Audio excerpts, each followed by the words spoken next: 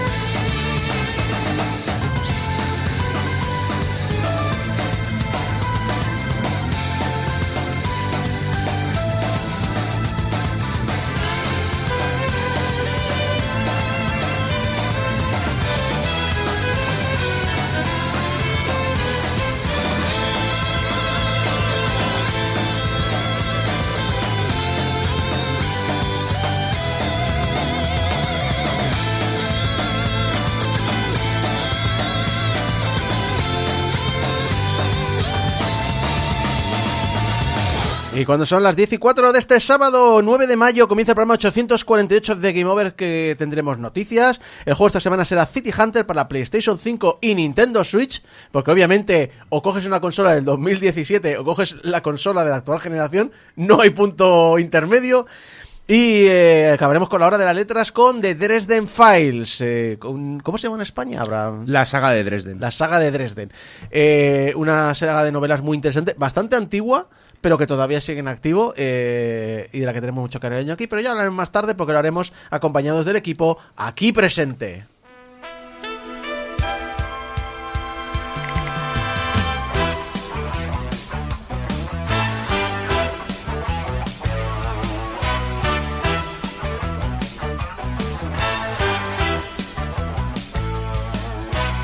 Tenemos al otro lado de la llamada a Débora López. Buenas, Desde la distancia. ¿Qué tal? ¿Cómo ha Pues ido nada, estos días? Bueno, tengo mucho sueño, de verdad, no sé qué me pasa hoy. Me he tomado un café, pero creo que ya no, ni los cafés me ayudan, lo siento. Pero bueno, ahora nos despertamos para hablar de noticias y hablar de todo el contenido que hay hoy en Exacto. el programa. Hay que decir que teníamos un invitado en lo indie que Sí. por asuntos pues probablemente no pueda venir, así que desde aquí le mandamos un fuerte abrazo, así que bueno, que le vaya bien. Que las puertas siguen estando abiertas, que nos gustaría hablar, porque además el proyecto que tiene, lo voy a decir, vamos a hacer ya la promoción. Craft Shell Goblin Repeat, Craft Shell Goblin Repeat, está en Steam. Al menos la wishlist tenéis, tiene muy buena pinta, el diseño es muy chulo, es muy interesante, como siempre es un desarrollo independiente de aquí de España, no solo de aquí de España, es alguien que conoce Radio Despí, que ha estado en Radio Despí, por lo tanto tenemos muchas ganas de que cuando todo se condicione un poco mejor y demás, nos gustaría mucho que viniera y que pudiera hablar contigo, Débora. Si no es hoy, será otro día. Yo siempre digo lo mismo. No pasa nada. Las secciones son así, la vida es así y hay veces pues que las prioridades son otras y es evidente. Entonces, yo siempre digo lo mismo. Si no podéis venir en esta ocasión, pues será en otra. Yo me lo apunto y lo cuadramos. O sea, yo encantada de la vida y encantada también siempre del esfuerzo que hacen todos los devs que han pasado por aquí o que quieren pasar por aquí, de venir, ya no solo de madrugar, ¿no? Sino de concedernos ese tiempo que sobre todo en equipos pequeños sin solo dev es tan importante, ¿no? Que piensas, es media hora, sí, pero es una media hora que pueden estar trabajando en otras cosas. Entonces yo siempre lo agradezco y desde aquí, claro, le mando muchísima fuerza a Adrià, que era nuestro invitado hoy. Y bueno, son, lo que digo, son cosas que pasan y ya veremos.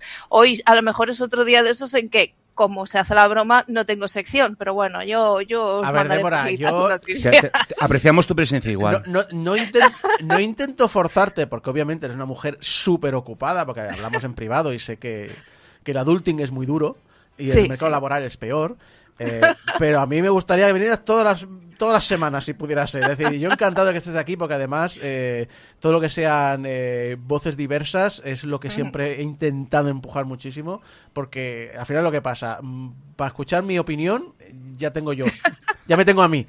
No necesito escuchar otra persona que opina como yo. Lo que me gusta son voces diferentes, que cuando escuchas podcast por ahí dices, ¡oh, ostras!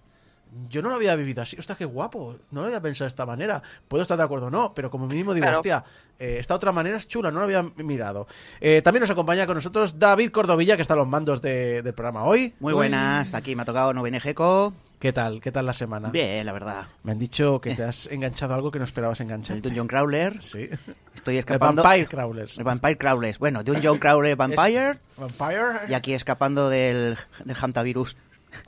Pero yo soy más rápido. El virus jantarro. El virus que dicen jantarro. en el Discord de Game Over, discord.portalgameover.com. Si quieres hablar con toda la gente que está en ese Discord, discord.portalgameover.com. Apuntaros, es muy interesante. También tenemos con nosotros a Abraham Limpo. Hey, ¿qué tal? ¿Cómo estamos? Buenas. Me han dicho que estás celebrando cierto aniversario. Quizás tengamos análisis este año. Sí, tengo la... O sea, estaba preparando un sistema masivo de emulación para mi Media Center y he descubierto, redescubrir Civilization 2 durante 12 horas. Lo típico, que lo abres para probarlo y lo siguiente que sabes es que son las 2 de la mañana. ¿Cómo me lo explicaste una vez hace muchos años? Civilization 3. Instalé el juego un viernes, terminé la partida el domingo, desinstalé el juego y dije que no lo tocaba en un año. Y básicamente buscando información, porque me encontré un bug tonto en el cual no puedes... Bueno, hay Civilization 2, la versión buena tiene vídeos. Y yo no lo sabía. Y los vídeos son cachondísimos. No sirven para una puta mierda, porque es básicamente el concilio que se reúne cada X tiempo, viene y te dice ¡necesitamos más murallas! Pero la gracia es que es el típico vídeo FMV super cutre de los 90. O sea, el asesor militar a buscar a un señor calvo con pinta de militar patón. Espera, ¿no es vídeo CGI 3D? No. Son actores reales FMV. a lo Wing Commander. Sí. Perdón, no, al Wing Commander no, ¿cómo se llama el que sale Tim Curry? Bueno, El Command and Conquer, a lo claro, Command and Conquer. Sí, pero lo bueno es el asesor cultural, que es un impersonador de Elvis. Pero claro, en todas las eras van disfrazados. Entonces, claro, ver a un impersonador de Elvis vestido con una toga romana diciéndote necesitamos más templos y más cultura. Oh, mamá. Oh, mamá. Pero ¿en qué momento se desvió la saga y se convirtió en algo súper seriote? Vale, y es maravilloso, o sea, y la cosa es que no puedo ver esos vídeos y estuve buscando y de repente encuentro en el foro, porque hay un foro enorme, pero enorme, dedicado al Civilization antiguo, de que ha cumplido 30 años. 30 años y sigue siendo un puto vicio. 1996. Así que, básicamente he decidido sacrificarme por vosotros. Porque evidentemente no es algo que haga por intereses personales y escribir un juegos que molan sobre Civilization 2 y a lo mejor hablar un poco del Civilization original. Vale, no. Es un sacrificio Horrible. por la causa. Ha sido un placer veros. El capitán se hunde con su Pentium 133. Exacto. Tenías también, me has comentado que querías hacer una fe de ratas. Sí. No sé si de ratas o de ratas, pero... Bueno, la rata es el... Bueno, La fe de la rata. sí, la fe de la rata. Vale, quería... O sea, yo sabéis que tiendo a tomarme bastante en serio mis análisis, especialmente cuando hago un análisis de 1 hora. Sí. Y una de las cosas que me ha molestado mucho y tenía que hacer una disculpa pública es que en el análisis de Kingdom Come Deliverance 2 mencioné que Dan Babra, el director del juego, había tomado la acción acertada de cerrar su bocaza y contratar a un director de comunicaciones, lo que había hecho que mejorase muchísimo mi opinión de la empresa. Porque básicamente no tener a un señor que apoya públicamente al Gamergate y les está haciendo la cama a los tíos de derechas, pues está bien. Y que en general daba la sensación de... había rebajado su nivel de... O sea, simplemente señor de la barra del bar que pide un carajillo golpeando con una moneda encima de la barra. Desgraciadamente, el éxito del juego se les ha subido a los de Warhorse a la cabeza y después de que hayan despedido a la mitad de la plantilla, incluyendo, supongo, a la persona que estaba contratada para darle con un martillo de esos del City Hunter. Hablamos hace poco que habían despedido al traductor principal. Sí, entre otras muchas cosas. Es que la cosa es que han despedido casi un tercio de la plantilla. Y bueno, lo que digo, incluyendo a la persona que sospecho estaba contratada para darle con un martillo de esos del City Hunter cada vez que iba a escribir algo controvertido en Twitter, pues el señor se ha explayado a fondo sobre varios temas, incluyendo 2 que me han tocado mucho la pena. El primero lo hablamos, creo que aquí hace unas semanas. Sí, el soporte explícito a la IA generativa. Que quiere que los juegos salgan el día 1 de lanzamiento en todos los idiomas escritos y en todos los idiomas hablados sin contratar a nadie. Teniendo en cuenta que ninguna ya entiende bien todavía los conceptos y el entorno y el contexto. Y claro, es una cosa que me jode profundamente porque una de las cosas que me gusta muchísimo de Kingdom Come Deliverance 2 es el gran trabajo que los actores de voz han hecho para darle vida al juego. Y sí, es cierto que el actor principal, que ahora no recuerdo el nombre, se pasó horas y horas y horas haciendo ruidos como I'm getting hungry y cosas de estas, pero claro, es que yo creo que es lo que le da calidad al juego. Si tú te vas paseando por la calle y empiezas hola, apártate, ¿sabes? O sea, porque además es que las voces que yo he oído hasta ahora generadas por ordenador, ya sé que con el tiempo mejorarán, pero siguen siendo bastante inflexibles. Mira, mi postura es la de...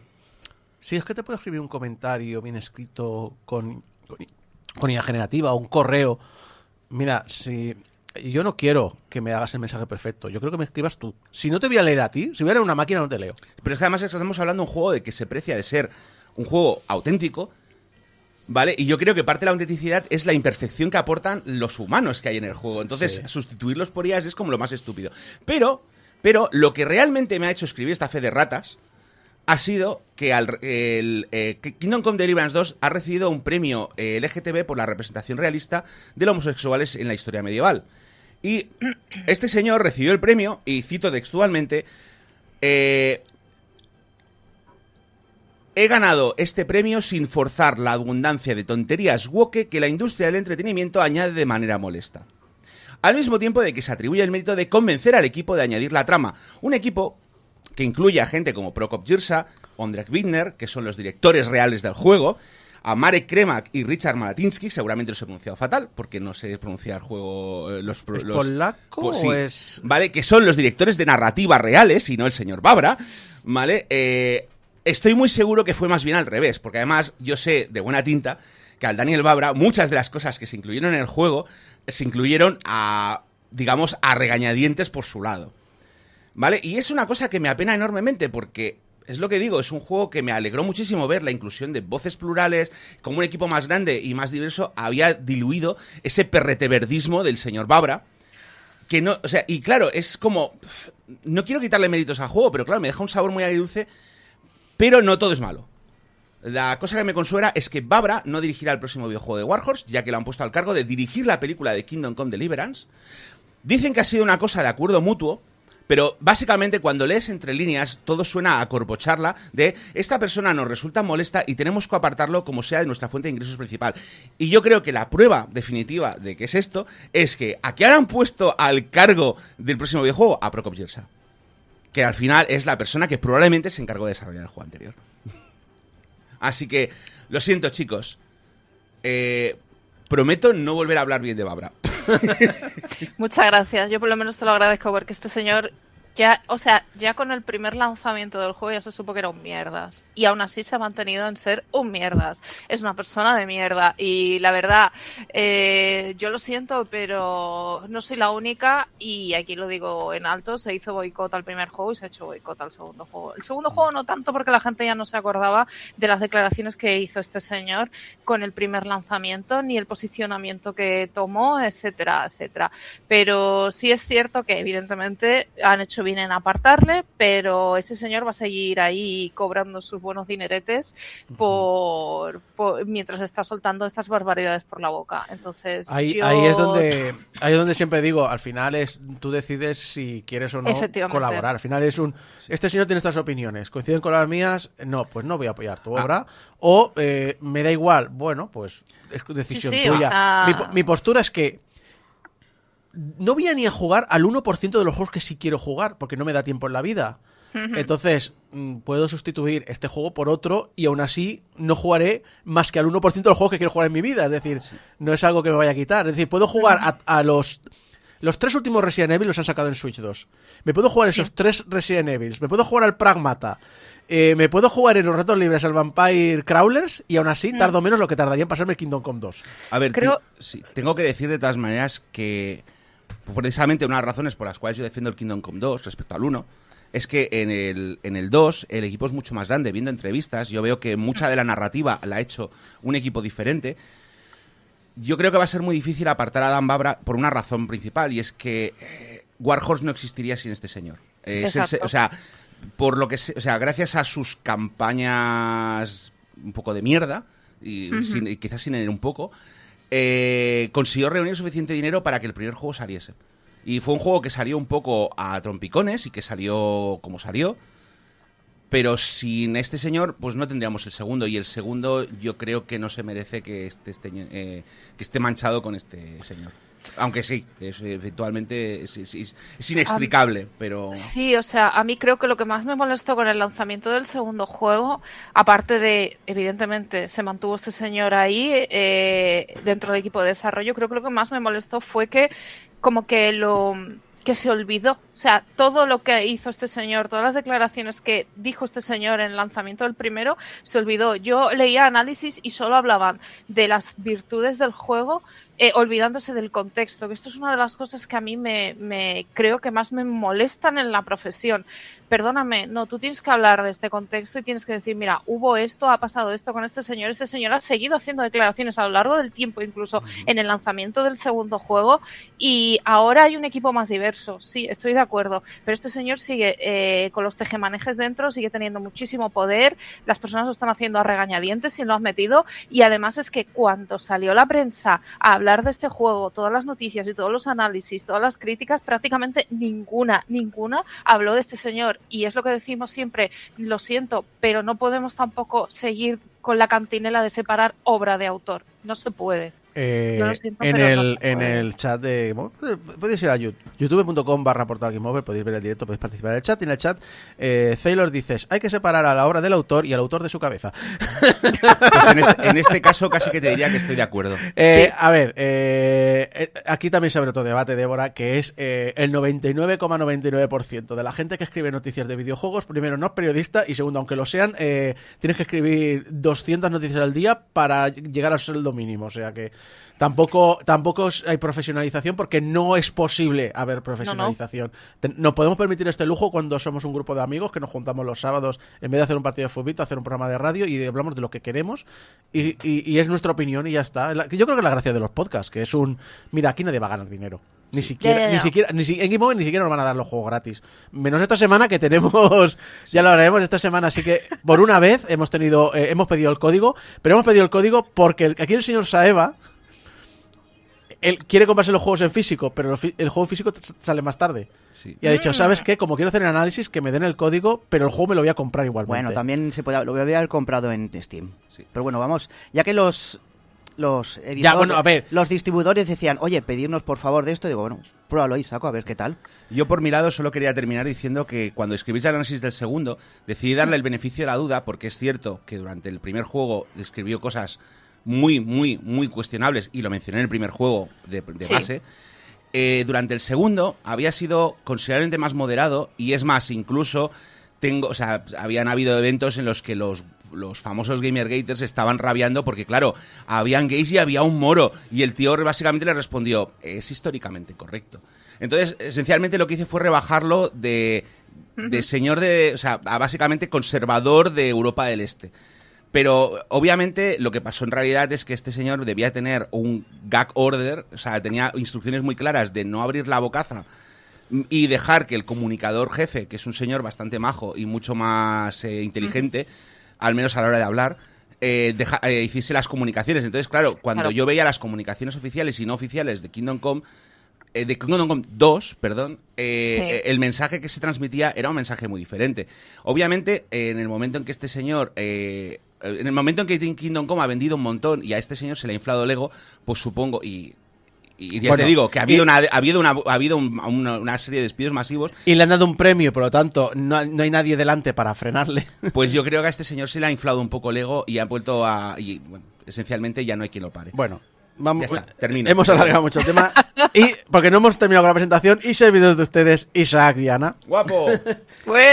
Que también le está dando a Vampire Crawlers. Y ha llegado. Vampire Crawlers, me he dado cuenta que a partir de cierto punto, la partida. Dices, voy a echar un ratito. No, la partida es mínimo hora y media. Para arriba. ¿Ya has conseguido un combo de 60 cartas? No, todavía no. El otro día me salió una partida de casi 3 horas. Y dije, pero si yo solo quería estar un ratico antes de hacer cosas. Pero bueno, pero antes. ¡Que Valve ha sacado una cosa de estas de hardware que anunció el año pasado! ¡El Steam Controller! Saco que me joden los niveles de audio, coño. Sí. Y que ya no lo puedes comprar porque se ha agotado. Es lo única, lo han sacado porque es lo único que no necesita RAM.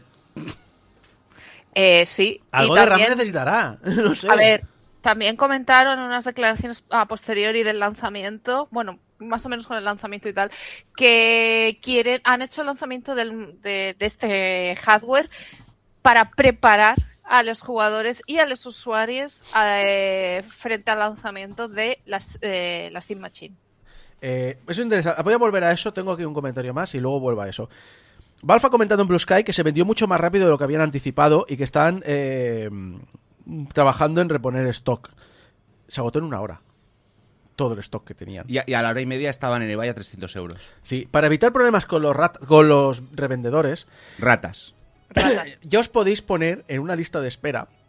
Valve ha dicho para la siguiente remesa, lo que tenemos es, tú ya te puedes apuntar una lista de espera. Quiero comprar el de esto. Cuando tengamos stock, te enviaremos un enlace y tendrás 72 horas para hacer la compra. Y obviamente esta compra también tendrá sus limitaciones para evitar, yo que sé, que te compres 10. Sí, de hecho solo puedes comprar uno. Tu cuenta tiene que ser anterior al abril de este mes, de este año. Con lo cual, no puedes crear una cuenta nueva para ponerte en la lista de espera. Que tu cuenta tiene que estar en buena... Bueno, tiene que ser una cuenta activa y estar en buen standing y haber hecho como mínimo una compra. Antes de darte de alta esa cuenta. Es decir, no vale tener una cuenta de hace 5 años que no había usado, que tenía en reserva. Sí, sí. Decías lo de que están preparando. No lo he puesto aquí, pero hay uno de estos filtradores que comentaba, mira, yo tengo bots que miran los controles de aduanas para las así empresas que me interesan. Y ha dicho que Valve ha recibido 3 pedidos de consolas. Sí. No especifica mucho más, pero es un... Y además es en el almacén donde suele repartirse el hardware de Valve dentro de Estados Unidos. Por lo tanto, es un... Están acumulando Steam Machines.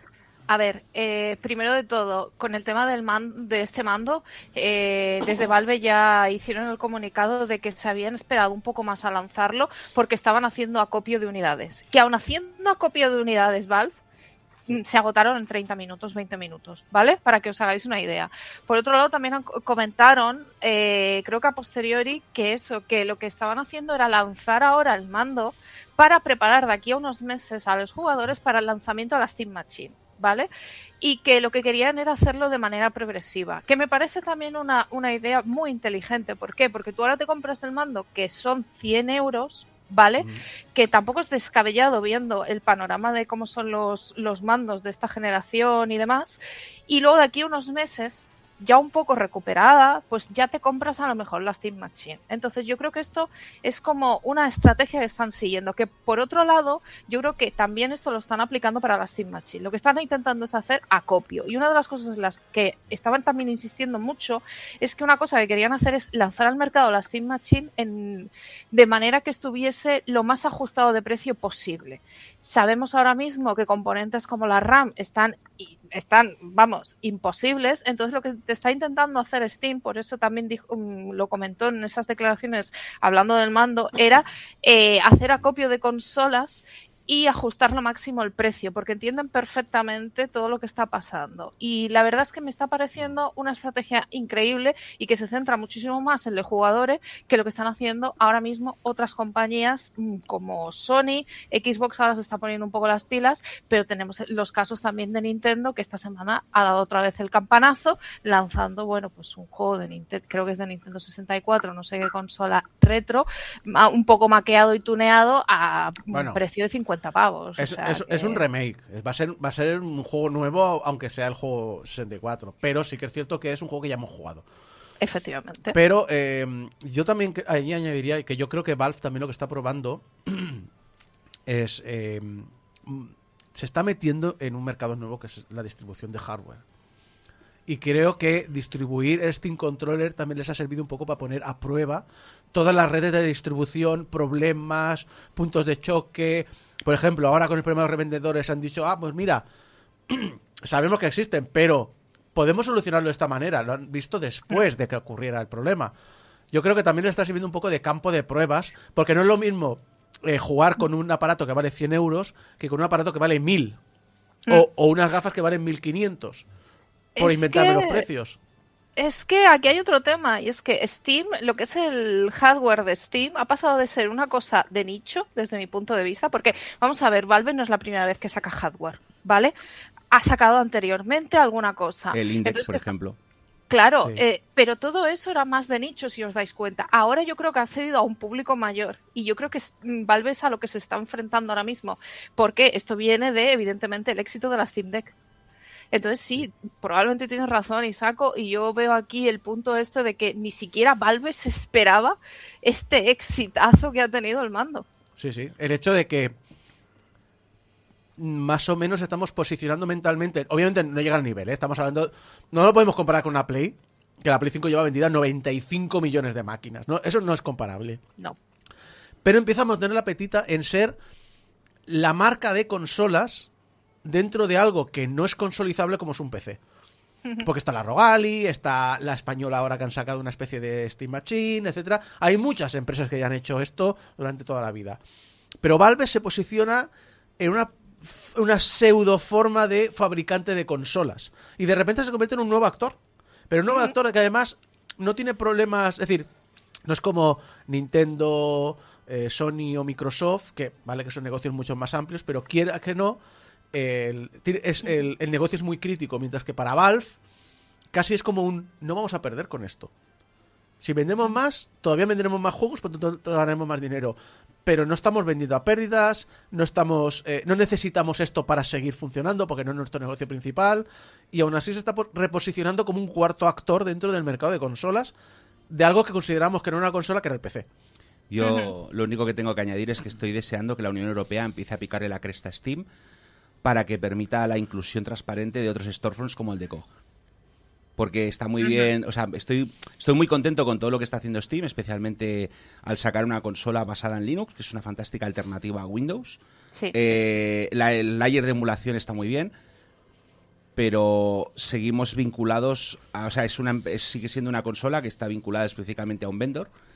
Y es algo que estamos muy acostumbrados en consolas, pero no es una cosa muy típica de PC. Es cierto que Valve, el sistema de Steam te permite añadir aplicaciones externas, pero es complicado. Y una de las cosas que me jode es que me gustaría poder jugar a juegos de GOG en mi Steam Deck, y ahora mismo los pasos y triquiñuelas y capriolas que hay que hacer son complicadas. Y faltaría una integración transparente ahí. A ver, es que también aquí entramos en otro tema que es absolutamente diferente, y es: la gente está obsesionada con Gabe Newell. La gente está poniendo a Gabe Newell como un mesías. Y yo hace mucho tiempo que no veo a Gabe Newell como una buena persona. ¿Acaso dudas?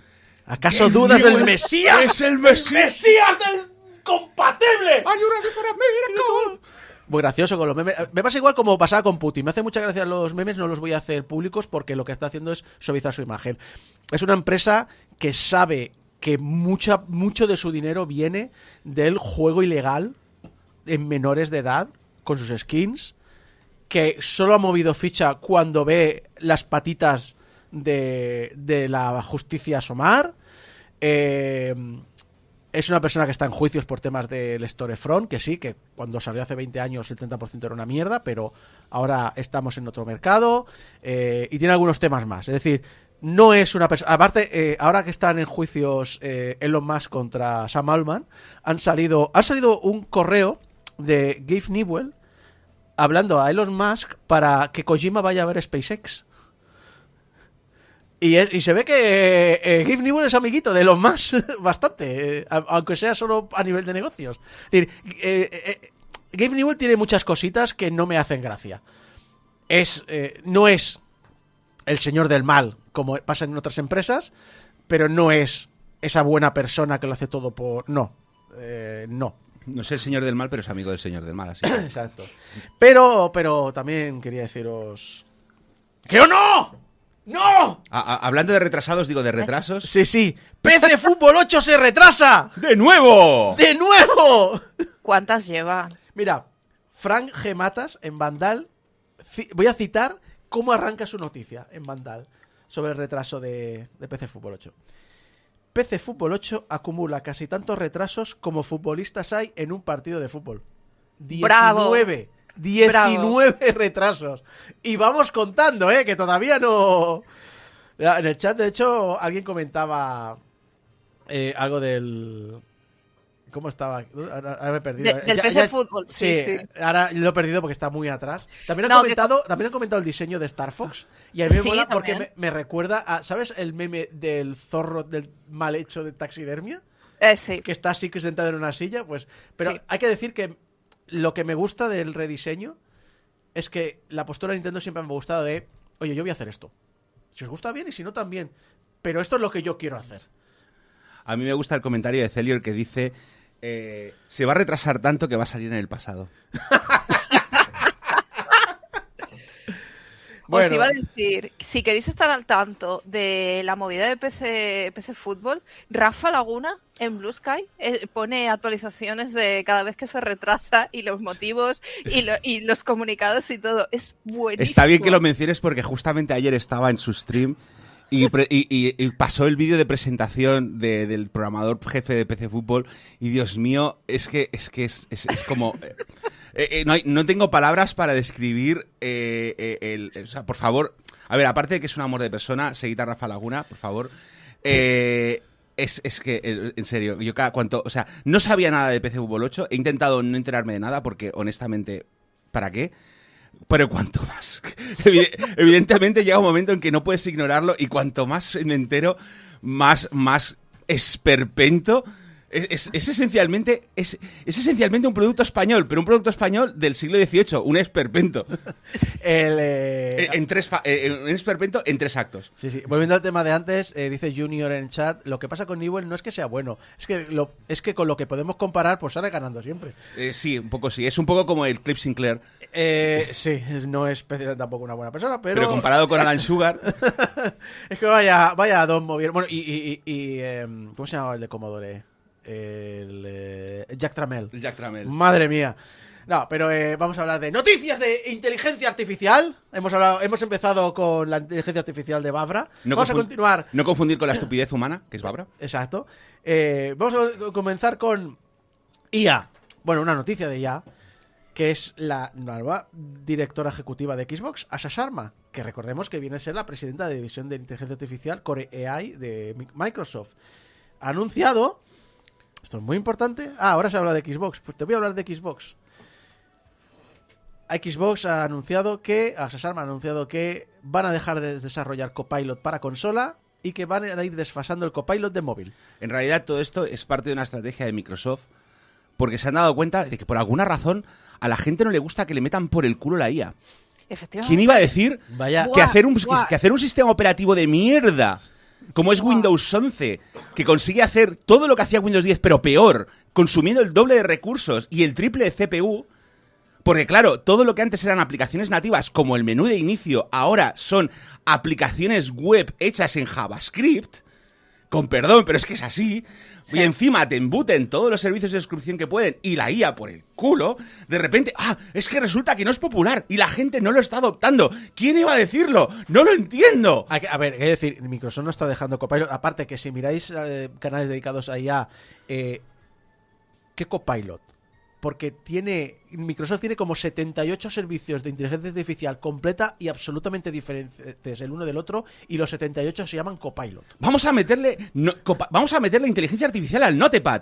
¿Qué puede salir mal? Exacto. Pero yo insisto, lo de meterla ya en el Game Pass, en la barra de Xbox o en la consola, no me entra. Yo creo que era lo menos malo, porque al final era un poco como lo del servicio de asistencia de voz de la Xbox original. Bueno, de la Xbox original, de la Xbox anterior, la One.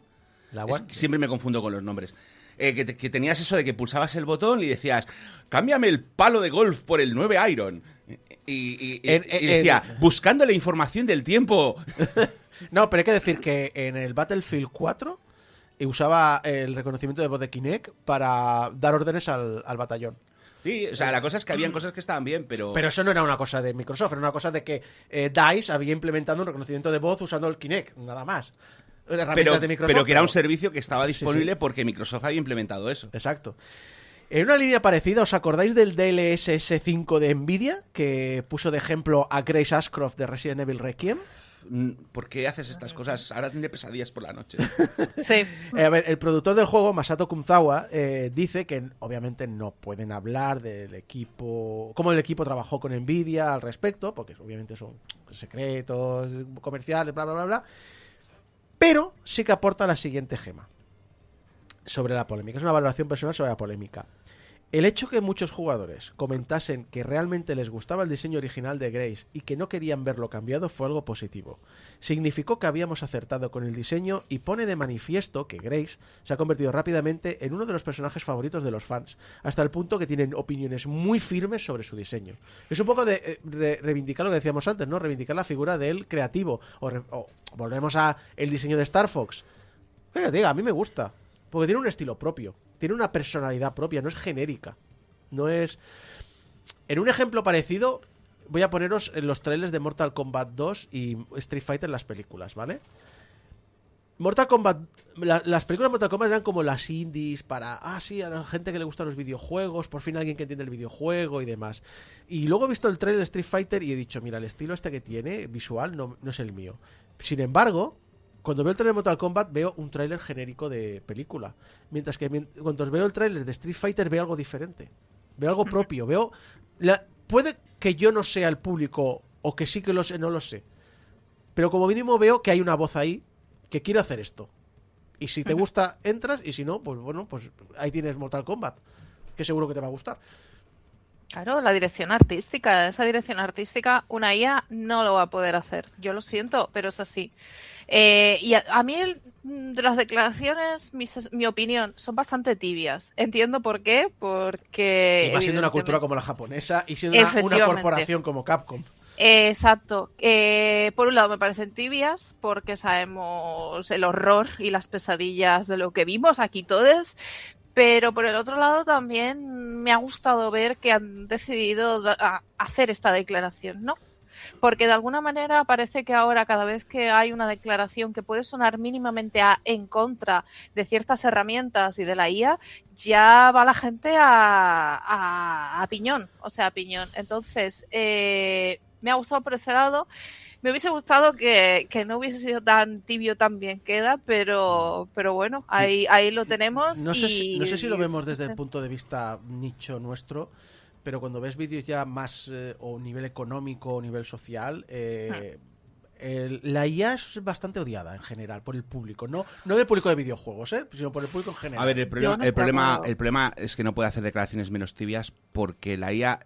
O sea, nosotros lo vemos desde una perspectiva como que todos aquí no estamos... De consumidor. No estamos especialmente a favor... No, de creativos. Nosotros somos creativos y como creativos la IA es nuestro peor enemigo porque lo que hace es devaluar nuestro trabajo. Pero el público en general no lo ve necesariamente así. Y una persona como un director de creativo de Capcom, si hace una declaración demasiado bestia, se puede encontrar a mucha gente que está viendo la IA como una manera para ellos de expresar su creatividad, de una manera que no voy a discutir sobre lo que opino sobre eso, y le puede caer una gorda, y además también puede pelear, o sea, no puede hacer eso porque sigue teniendo que trabajar con Nvidia y Jensen Huang. Obviamente, si tú empiezas a cargar contra la IA desde una... O sea, pues va a decir, no, pues el próximo videojuego de Capcom te va a ayudar tu tía.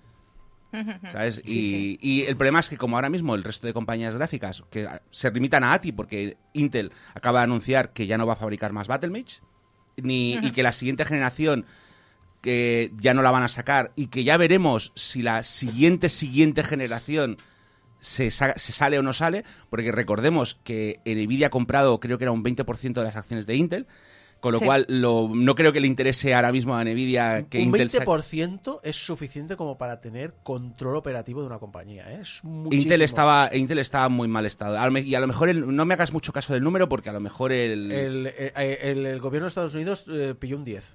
Porque yo recuerdo que compré una participación bastante alta y casi mayoritaria, pero podría ser un número diferente, así que no me hagas mucho caso. Sí. Pero básicamente, Nvidia ahora tiene influencia sobre Intel. Qué casualidad, Intel deja de fabricar tarjetas. Solo hay dos fabricantes, Nvidia y ATI, y ATI también está subida al carro de la IA. O sea que ahora mismo no puedes hablar mal de la IA en la industria porque pierdes el soporte de los fabricantes de gráficas. Así que, bueno, y el 90% de las gráficas de PC son Nvidia. Sí, y eso, y además, es lo que te digo, hay mucha parte del público que nosotros estamos muy convencidos que están en contra de la IA, pero no están en contra de la IA. Y hay gente muy vocal a favor de la IA que podrían también influenciar eso. Entonces no puede ser menos tibio.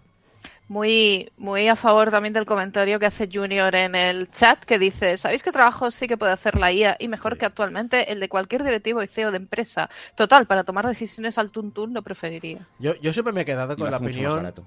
Sí. Sé que era una mujer, pero no recuerdo si era creativa. O sea, no recuerdo exactamente quién era, solo recuerdo el comentario de esta persona. Decía, ¿para qué quiero una IA que dibuje y haga canciones por mí para que yo me pueda dedicar a limpiar la casa y fregar los platos? Yo quiero una IA que limpie la casa y fregue los platos para que yo me pueda dedicar a escribir canciones y dibujar. Y estoy completamente de acuerdo. Sí. Porque hace muchos años, recuerdo cuando empezaron las IAs musicales, había uno de los CEOs, en la empresa que en aquel momento era la más puntera, o que quería despuntar como la más puntera porque estaba buscando financiación, diciendo sí, porque los músicos lo que odian es el proceso de creación, porque es doloroso y es largo y es sufrido, y con esto conseguirán hacer la música directamente y tal. Y es un tío, ¿no entiendes que la creación es esa parte? Es el pelear para conseguir sacar el producto. El producto es lo de menos. Cuando sale el producto ya no estás pensando en el producto, estás pensando en el siguiente. Claro, pero para un ejecutivo, ¿qué es lo importante? Sí, el vender el producto final para el beneficio, cuando es un no. Es decir, no les interesa a los creativos, les interesa a los que no son creativos. Y recuerda, para mayor su beneficio propio. Claro. Pero vamos ahora sí que... He estado diciendo noticias que intento que sean positivas. Aquí estamos un poco negativos. Siempre negativo, nunca positivo. Casi la mitad de los profesionales de la industria del videojuego han valorado abandonar el sector por culpa de los despidos. Esto es una encuesta de Skillsearch, 1000 encuestados en las mayores regiones del mundo. El 44%... Es una encuesta, hay que decir, es una valoración de encuesta que no está muy alejado de otras que he visto en otros años pasados, 44% de los encuestados han considerado abandonar el sector. En el Reino Unido lo está considerando o lo harán el 76%. 22% de los encuestados han sido despedidos en los últimos 12 meses. El 35% afirma que su estudio no ha sido afectado por los despidos. Es un tercio. El 28%, que es casi otro tercio, dice que sí, pero que no le han afectado personalmente a ellos. De los despidos, un 21% ha conseguido recuperarse en menos de un mes. Entre 1 y 3 meses un 33%. Entre 4 y 6 meses un 20%. Entre 6 y 12 meses un 19%. Como vemos en lo que es a lo largo de un año. O sea, tienes que tener previsto tener dinero para aguantar un año si quieres no irte del sector. Porque más o menos está repartido a medianamente partes iguales hasta un año. Pero más de un año, un 8%, es decir, casi uno de cada 10, uno de cada 12 no consigue en un año conseguir empleo. Las áreas más afectadas, y esto no es una sorpresa, la primera de todas es el arte. El sector de arte es, exacto, el arte es morirse de frío. Es la sección más afectada por los despidos. Los roles senior, porque...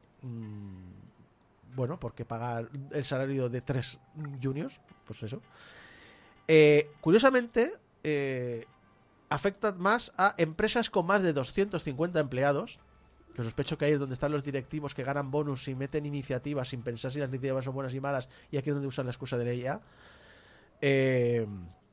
La gente con más de 10 años de experiencia, volvemos a hablar de los roles seniors, y de todos los países, el más impactado ha sido el Reino Unido. Y el 64% cree que la IA afecta negativamente a la creatividad del sector. Más de la mitad de los encuestados indica que su compañía ha adoptado el uso de la IA. Y hay una noticia que me ha sorprendido porque también casi un tercio. El 29% indica que su compañía tiene normas éticas de uso de la IA.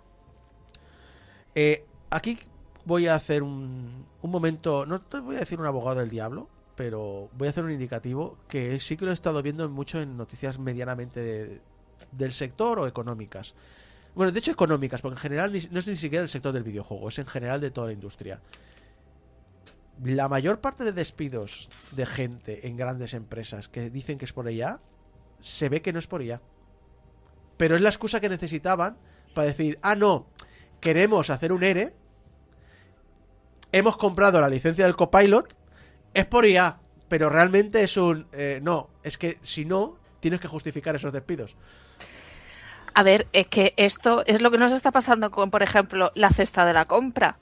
Es que la guerra de no sé qué, venga a subir el precio de los alimentos. Es que no sé cuánto, venga a subir el precio de los alimentos. No es, ni en realidad, en el fondo no es ni una guerra ni la otra, ni además es que llevamos años que por cualquier excusa, cualquier suceso en el mundo, suben los precios y punto. Pues esto es lo mismo. También a mí me sorprende porque esto sí que era un secreto a voces, entre comillas. Ahora hay una irrupción, parece que hay una irrupción de la IA de repente, ¿no? Pero esto se ha ido labrando a lo largo de los años y antes de eso ya había muchas empresas de desarrollo de videojuegos que en secreto estaban utilizando la IA.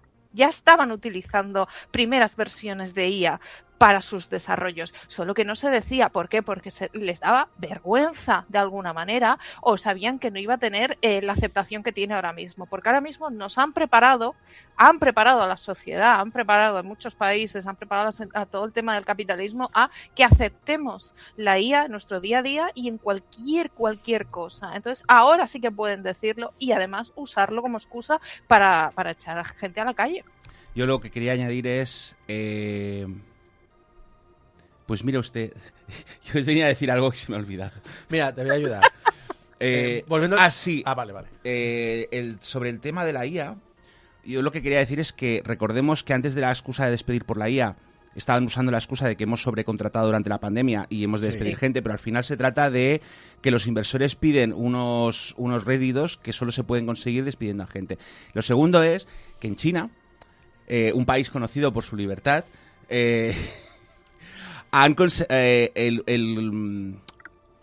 básicamente hay trabajadores que han denunciado a sus empresas por despedirlos por el IA y han ganado.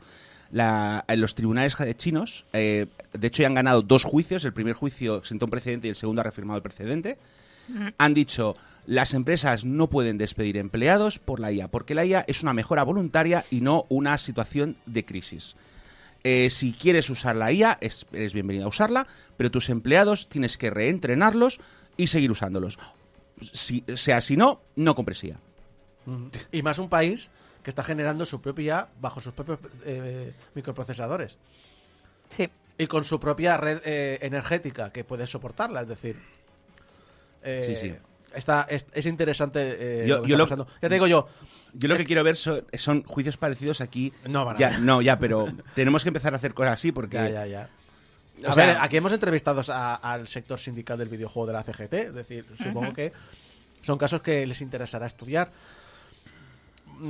También comentar, lo dicho, quería comentar lo que has dicho tú, de que la explosión del coronavirus ya hizo que despidieran gente y ahora han encontrado la nueva excusa para no decir que es que están sobredimensionados o que quieren los accionistas ganar más dinero ahora que están saliendo los juegos que han desarrollado durante ese tiempo y tienen que despedir a gente. ¿Qué excusas uso?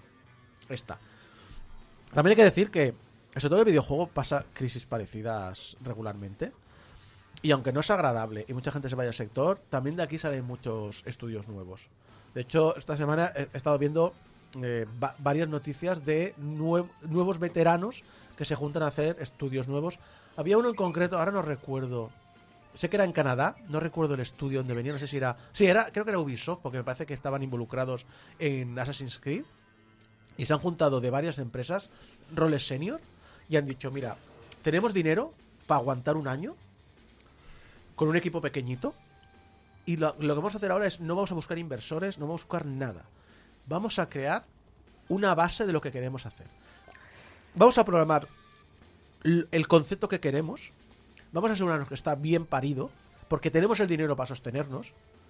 Porque claro, son veteranos y tienen una carrera y tienen conocimientos y por lo tanto son mucho más eficientes.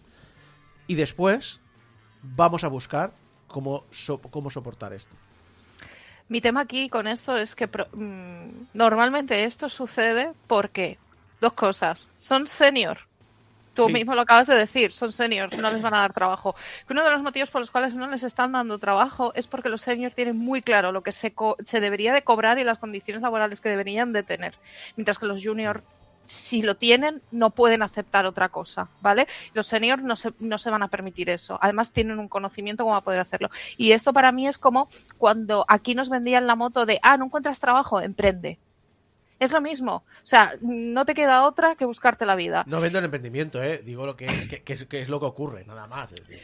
Sí, no, pero lo que quiero decir es que al final no te queda otra que intentar un estudio e intentar sacar un videojuego, porque si no te están dando trabajo y no ves tampoco la capacidad de tirar para adelante, pues no te queda otra que decir, pues me hago autónoma o emprendo o hago lo que puedo. Entonces aprovechar hago mi este propio tirón. videojuego con casino. Sí. Claro. Pero lo que quiero decir es que en otras crisis que hemos pasado ha pasado lo mismo. Es decir, ahora es la IA, pero antes era otra cosa y anteriormente fue otra cosa y al final...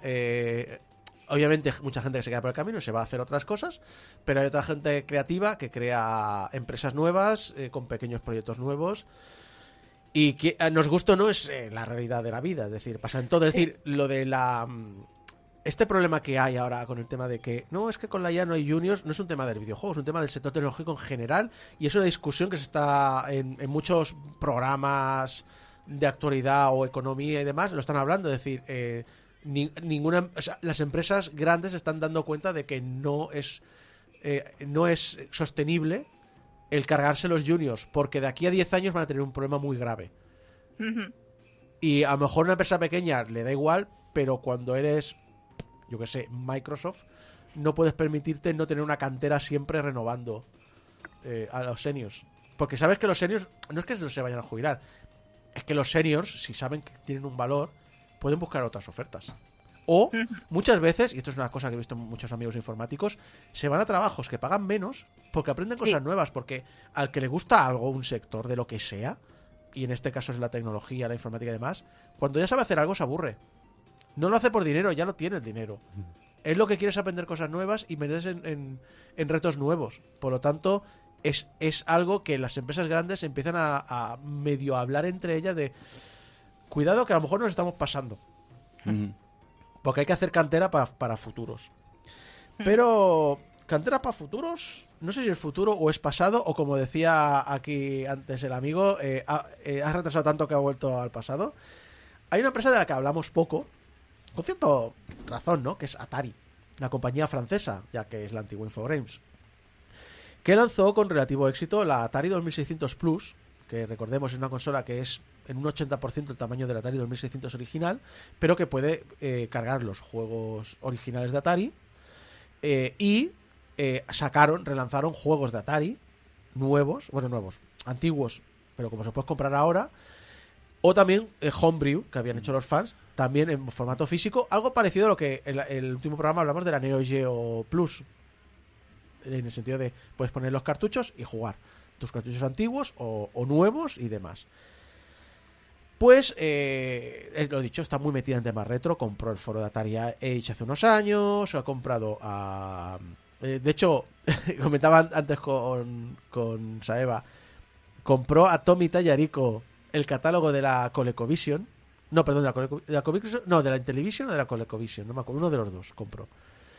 Y Tommy Tallarico dijo... Bueno, pero también tengo la consola Amico. Y Atari le dijo, no, eso no. Eso te lo quedas tú. A mí dame el catálogo este de la consola de los 70, que es lo que me interesa. O sea, 80, y ya está. Y no he hecho nada con ello, pero bueno.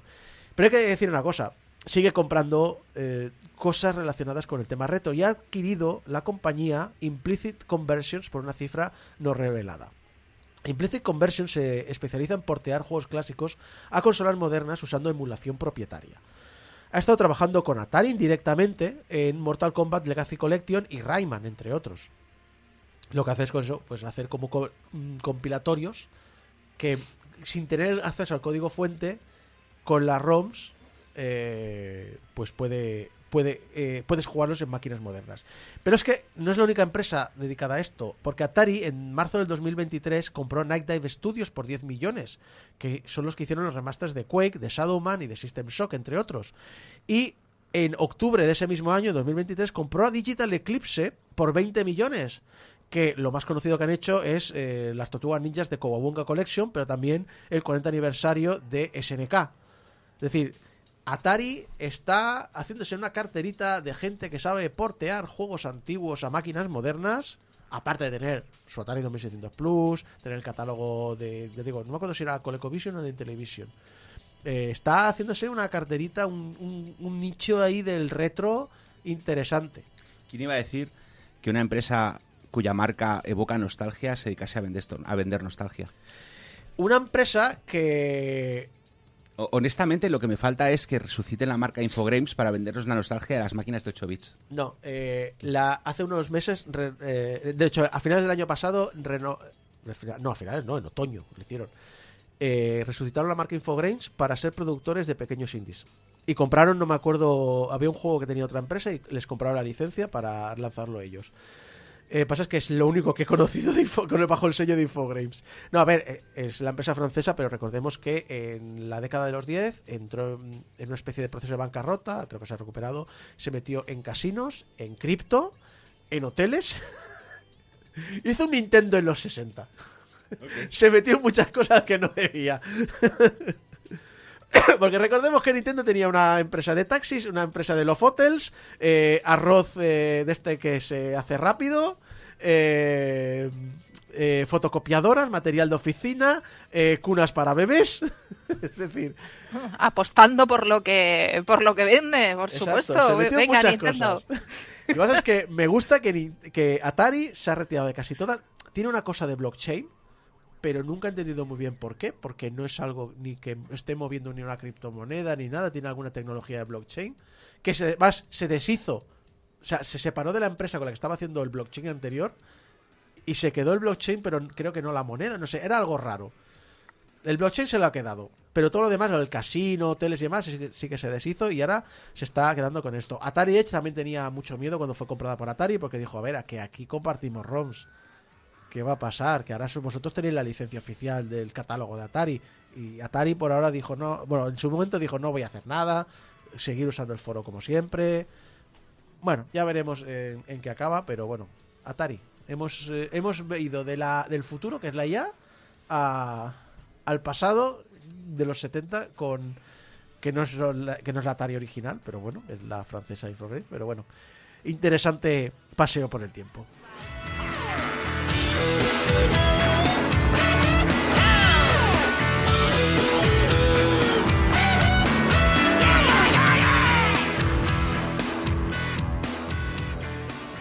En el Sinclair Spectrum Plus 2 antes de que otros se te adelanten.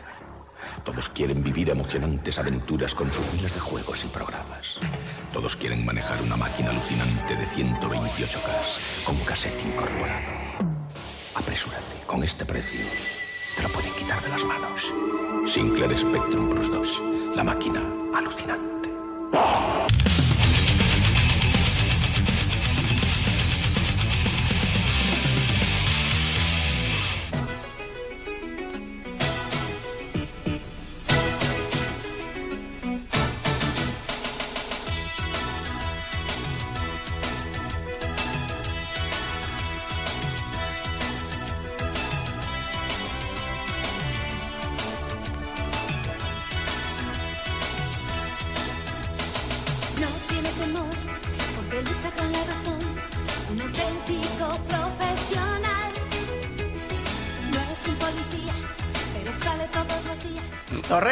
¡Torrente! O sea, antes de empezar el análisis, cuando escuchas la canción, dices, normalmente las canciones de los animes, o las han cogido de alguna banda de rock o lo que sea, sí, o te hacen un resumen de lo que va a ser la serie. Cuando la escuchas dices, no puedes estar más equivocado. No, para nada. No es un policía, pero sale todos los días. ¿Tú sales y saco todos los días de casa? Sí, porque tengo que trabajar. Entonces eres un policía, tío. ¿Qué cosas así? Eres City Hunter. Eres City Hunter. Sí. ¿Julia quiere ser su mujer? Sí, no. Julia va con él, quiere ser su mujer. Y digo, no. Es su asistenta. ¿Cómo era? Ayuda a todas las mujeres. Digo, sí. Apoyarlas, sobre todo, y cosas así. Pero bueno. Porque según Río, todo lo que necesita una mujer es una buena apoyadura. Es tan viejo como Es que aparte que esto creo que era una invención italiana. Sí, creo que pero sí. Pero que allí es de otra serie. No, eso era Oliver y Benji. Oliver y Benji. El opening de Oliver y Benji es el de Lupin. Eso es Lupin. En Italia. En Italia. Y aquí es Campeones. Bueno, hay que reconocer que el retro en el mundo de los videojuegos es algo de interés común para todos los que amamos esta gran afición. Y estamos ciertamente de enhorabuena. No solo están volviendo a reeditar los clásicos para que podamos jugar en plataformas actuales, también nos llegan juegos que por la época que no pudimos ni oler, ya que solo estuvieron localizados en Estados Unidos. Juegos que gracias a Limited Run Games, por ejemplo, pocas veces me oiréis decir algo bien de Limited Run Games. Es raro decir algo, oírte a ti decir algo positivo, sí. Podemos tener en físico en nuestras manos. Pues no está mal esto. Me vienen a la cabeza sagas como por ejemplo los Valis, que aquí solo olimos el de Super Nintendo, el Super Valis, que era el cuarto. Ni siquiera sé si llegó a salir oficialmente en Europa. Sí, lo está buscando. Normalmente cuando busco si es iPad o algo así, y sí que había. Ya digo, tengo el vago recuerdo de haberlo jugado con el adaptador. No, pues así. Sí que tenía versión PAL, la verdad. Por cierto, Junior, te ha dejado aquí tu nueva forma de llamar a la empresa, Limited Ruin Games. Limited Ruin Games. Bueno, tenemos por ejemplo la saga Comics Fantasy o la colección de juegos de la saga Ernest Evans. Y que aquí solo nos suena el conocido por muchos El Viento de Mega Drive. No sé si a algunos os sonará. No me suena para nada. El Viento de Mega Drive era cuando soplaba el cartucho. Se soplaba el cartucho. Sí. Lo que estoy viendo ahora es, afortunadamente, un paso más, y es que está saliendo a día de hoy traducciones oficiales de juegos que no han tenido en su día ninguna localización. Si estáis puestos un poco en el tema retro, os sonará, por ejemplo, el nombre de Louis Shinryuden, con su empresa Shinryuden, dedicada a traer juegos japoneses con traducción. Juegos como el Tracia, el Vixen 357 o el que tendremos en este Retro Barcelona, el Sorcerer's Kingdom, todos juegos con traducción y con la posibilidad de comprarlo para Mega Drive, el formato original en el cual salieron, que la verdad es que eso está muy bien. O sea, cartuchos nuevos de Mega Drive, pero traducidos. Sí. ¿Es y oficial? creo, es oficial, sí. O sea, han hablado con la empresa, han pagado los derechos. Han pagado los derechos. Normalmente, si ves en Switch, me parece, tienen varios juegos que han sacado en digital. Pero estos juegos sí que tienen la licencia oficial de ellos. A ver, el tema de hacerlo físico no me extraña tanto porque dentro de lo que es o sea, todas las consolas tienen homebrew y los usuarios ya saben hacer este tipo de aparatos, pero en Switch si me dijeras que salen físico, entonces ya estamos hablando de alguien que tiene una licencia de Nintendo. La tienda de Nintendo también no deja de ser una licencia de Nintendo, aunque más barata. Y creo que, no estoy muy puesto, pero creo que en este Retro Barcelona iba a anunciar uno de Super Nintendo. Ya veremos a ver lo que nos depara en el Retro Barcelona. El juego que hoy os traigo es un caso muy parecido. La compañía distribuidora Retard Games nos ha traído a City Hunter, un juego que salió para PC Engine en el año 1990 y que nunca tuvo traducción fuera de Japón. City Hunter, para los que no lo sepan, es un manga publicado en Japón en 1985 y que conocimos aquí en España gracias a su emisión en Telecinque con el sobrenombre, como habéis podido escuchar, Cazador, donde un detective privado llamado Ryo Saeba, un poco salidorro y que lleva 2 pistolas muy grandes, resuelve casos en el barrio de Shinjuku, Japón, con la peculiaridad de que solo acepta casos de mujeres. Muchos ya habrán imaginado que casualmente es de es de esta serie de que No, pero es que digo, casualmente no. No, de esta serie que me viene mi sobrenombre Saeba y a la cual le tengo un gran cariño. A pesar de que este es el único juego oficial de la serie, Eso me ha extrañado.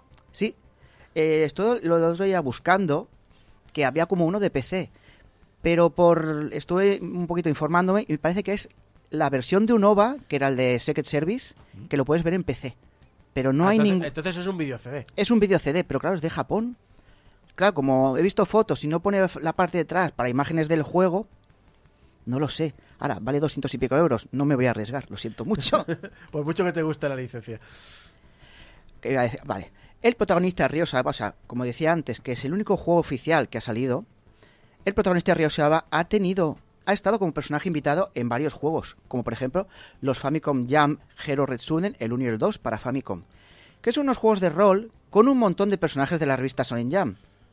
O por ejemplo el Jam Force, ese engendro de juego de lucha que salió para la anterior generación y que os recomiendo huir de él. Es horrible. Aquel que hubo para DS, que era también de la... Ese no estaba. ¿No estaba? No estaba Ryo Saeba. El Jump Star Ultimate, los dos que salieron, no está Ryo Saeba. Lástima. Lo estuve buscando porque yo creía que en mi mente que sí que había salido. En mi mente también estaba que estaba City Hunter, pero no. Sí. Pues el Jam Force, que es peleas de personajes de la Jam, pero con estética como si fuese realista, horrible. Huir de él. Si queréis un juego de lucha con personajes de anime, tenéis el Jumpstart Victory vs Plus para Play 4 y Vita. Ese sí que os lo recomiendo.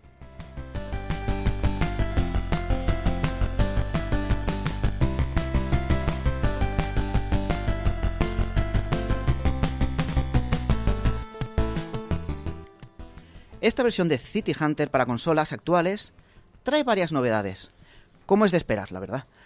Añade 2 modos de juego más, uno remasterizado, con una nueva IA de enemigos, para que no sean tan tontos como el juego original, y la posibilidad de rebobinar nuestro avance, como el Prince of Persia. Si te han dado muchas veces y todo el rollo, le das al... Es un poco que se ha puesto de moda en todos los servicios de emulación. De hecho, el Nintendo Online, la consola virtual, porque no sé cómo llamarla. Ahora llaman Nintendo Classics, pero Sí. bueno, la consola virtual, para que nos entendamos todos, también tiene un sistema de rebobinado integrado. Por lo tanto, es una cosa que como que ya es obligado en cualquier cosa retro.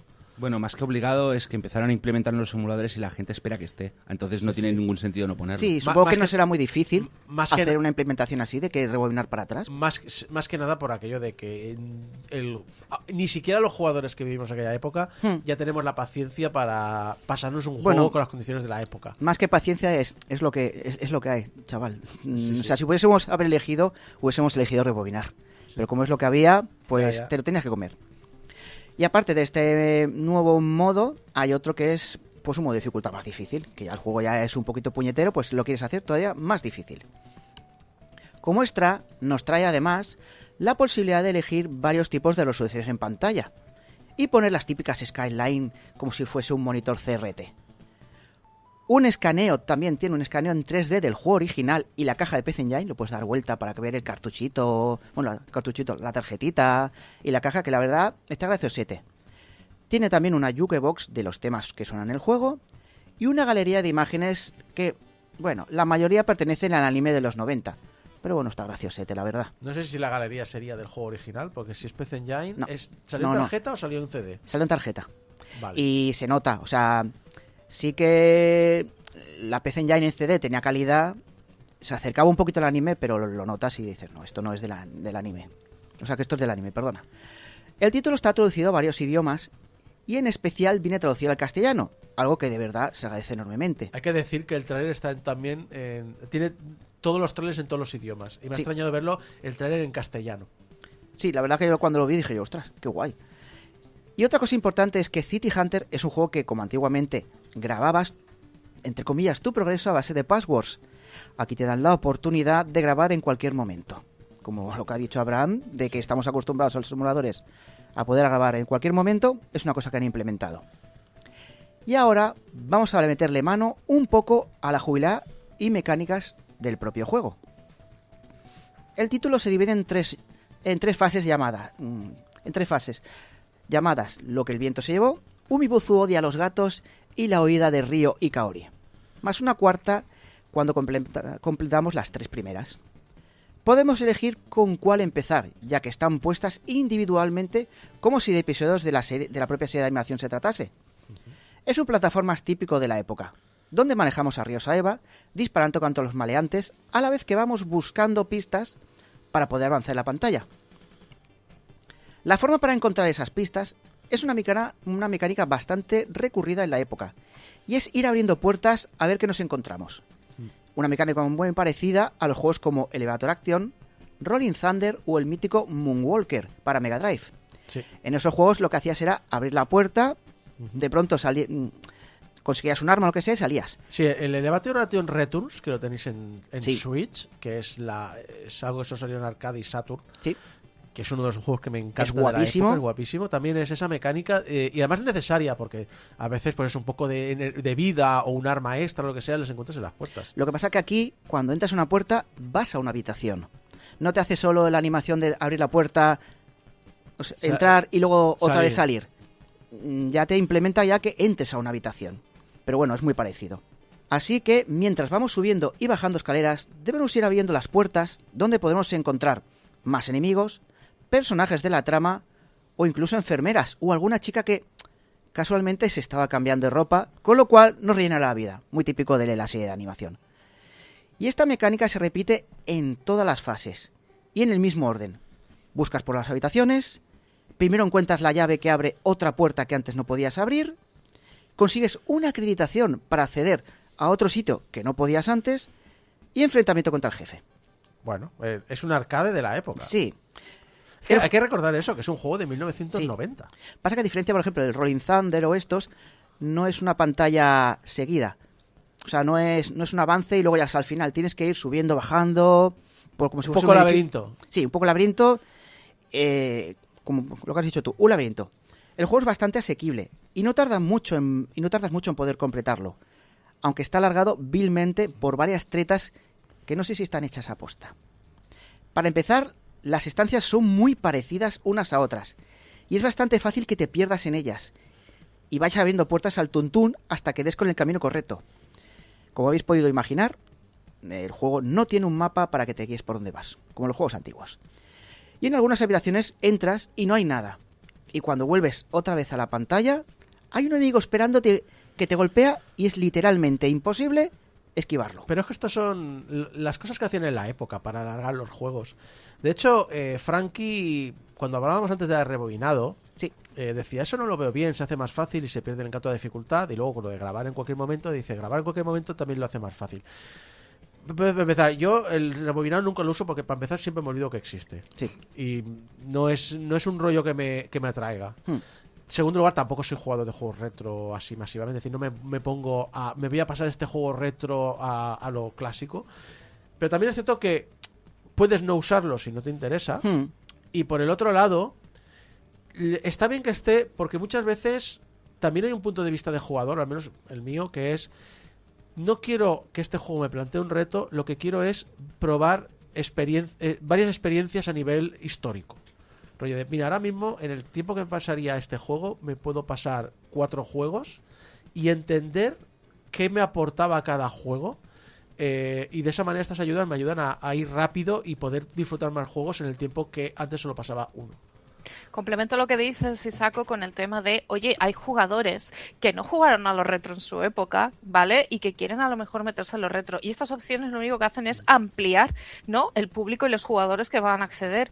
Y de nuevo, yo no sé en vuestro caso, pero en mi caso he perdido facultades con la edad. ¿Vale? Sí, Así que ayudas, dame las que quieras. Y además lo que decimos, yo por ejemplo también tengo una enfermedad crónica que me supone problemas y demás y sintomatología a diario, y oye, todas las ayudas que me pueda ofrecer un juego para, pues si rebobinado porque resulta que me ha fallado la mano porque me duelen las manos ese día o lo que sea, oye, bienvenidas sean. Al final son opciones, como has dicho tú, Isako, de si quieres las usas porque están ahí y si no, si no, vive tú la experiencia que quieras. Mira, en ese aspecto es una cosa que cada vez estoy viendo más en canales de YouTube y programas de televisión, o bueno, en general. Puede ser algo tan sencillo como un exprimidor de tubos o el huevo frito que vendían en el Mercadona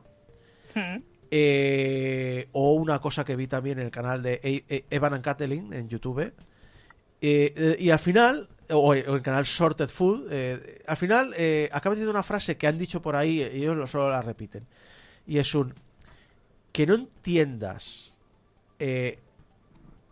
o sea, que tú no estés en el grupo para que funcione esto no significa que no sea una herramienta de accesibilidad para alguien.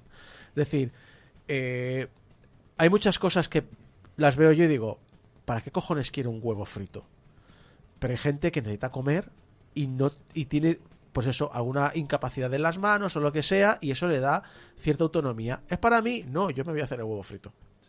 El exprimidor de tubos, ya, pero hay gente que tiene reumatismo. Entonces, el exprimidor de tubos es necesario. Para mí no lo es. ¿Por qué? Porque yo no tengo reumatismo. Entonces, porque no entiendas a qué sector de accesibilidad va dirigido, no significa que no haya alguien a quien vaya ese producto. Entonces, no es una crítica, Frankie, porque yo lo entiendo. No. A nivel de jugador retro que ha vivido esto, puedo decir, hostia, yo no quiero esto. Pero puedo entender que está en la herramienta y que no la necesite usar. Yo creo que uno de los problemas que había con los juegos antiguos es que se inflaban artificialmente haciendo cosas injustas. Sí. Y muchas de estas herramientas lo que hacen es hacer un bypass de esas cosas injustas. Yo no necesito memorizarme el hecho de que si entro en la puerta tercera del pasillo quinto, cuando salga va a haber un enemigo que me va a dar un golpe en la nuca. Sí. Porque no tiene ningún sentido hoy en día. El juego ya no tiene que durarme 2 fines de semana. Sí. Entonces, Pero al mismo tiempo... Para mí, es esencialmente estas herramientas lo que están haciendo es, es ahorrar tiempo saltándose las cosas que los programadores tenían que añadir para hacer el juego más largo. Pero al mismo tiempo, si tú quieres que eso sea una representación de la época, necesitas que eso está ahí. Porque eso es como se lanzó por un motivo histórico. Estoy de acuerdo que esas cosas no se deben cambiar, pero para eso están las otras herramientas. También te digo que un buen juego no necesita eso. Ya, pero bueno, hay una discusión y además hay que hablar de mercados. En Japón, por ejemplo, el alquiler de videojuegos se prohibió muy rápido, pero en Estados Unidos la dificultad se amplió artificialmente porque había alquiler de videojuegos. Entonces, hay un motivo de por qué se ponen estas cosas. Y luego además hay que recordar que aunque en los 80 ya había mucha gente que empezaba a darse cuenta de esto, pero a grandes rasgos, hasta mediados de los 90 no cambió la filosofía de diseño, sobre todo en juegos tipo arcade, que cuando los hacían en consola los hacían con la misma mecánica del PC. El otro día estaba mirando no sé si era el libro de entrevistas de desarrolladores japoneses o algo así, pero decía básicamente, si el juego al abrirlo no está intentando matarme, el juego como jugador decías, esta es una mierda.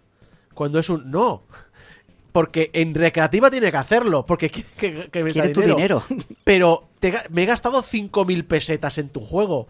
No quiero que me dure una tarde, quiero que me dure mucho tiempo y no haciéndome trampas baratas. Quiero que me hagas un desarrollo más lento y más largo. Ahí, por ejemplo, siempre he defendido mucho la adaptación que hizo Capcom del June Squadron a Super Nintendo, que de repente decidió hacer un juego arcade, no tanto, mucho más dedicado a que lo rejuegues y que seas un poquito más estratégico con las compras que haces. Bueno, Capcom lo ha hecho bastantes veces, en Bionic Commando también, en la versión de Game Boy era bastante diferente al del arcade. No sé si el Raigar es de Capcom, no me acuerdo también, la versión de NES también es muy diferente. Exacto. Son cosas que son mercados diferentes y no solo mercados diferentes de consola y arcade, también son mercados diferentes de el mercado japonés, el mercado estadounidense, el mercado español, el mercado británico, el mercado italiano, porque no estábamos unidos, ni compartíamos los mismos intereses, ni las mismas ideas, etcétera, etcétera. O sea que es un debate interesante, la verdad. Es una cosa que se tiene que hablar, porque muchas veces ves algo y tú solo... yo soy el primero que lo veo desde mi punto de vista.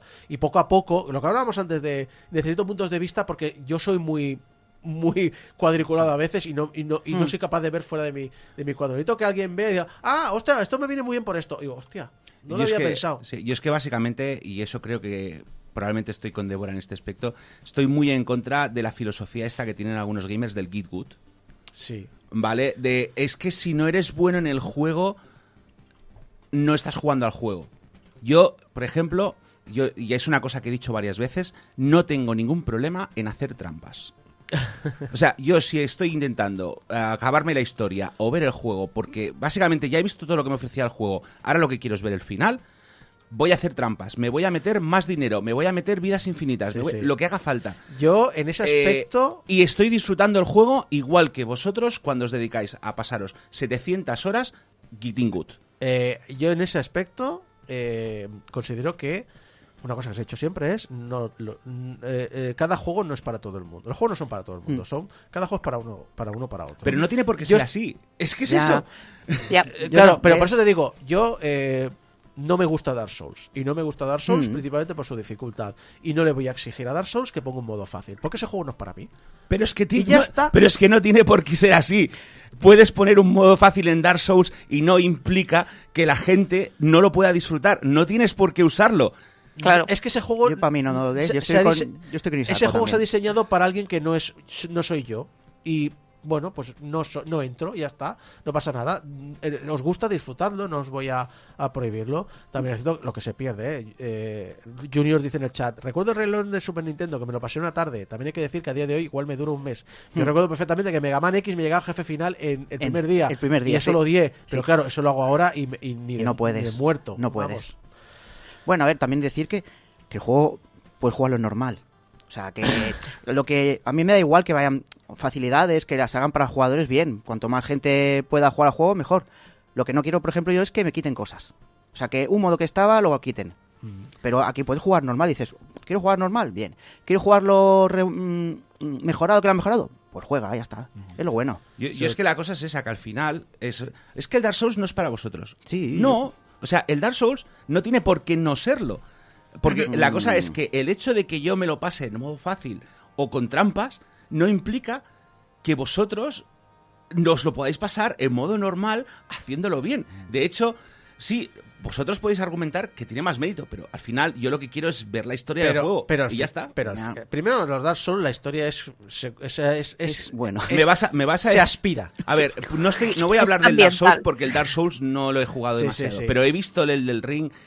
He visto toda la mitología que lo rodea y tiene una historia muy interesante, pero no he jugado al juego. Pero en segundo lugar, si es lo que quiere hacer el autor. Me parece bien. Pues no entro. Respetaremos los derechos. O sea, yo, de hecho, ya sabes. Para ponerle mods siempre estás a tiempo. Ya sabes que yo tengo un, entre comillas, feudo falso con el señor español que hace estos juegos plataformas tipo Metroidvania, el un no sé qué. ¿El Blasphemous? Unreal. No, el Unepic. El Unepic, porque uno de los problemas que tiene el Unepic es que es imposible de hackear.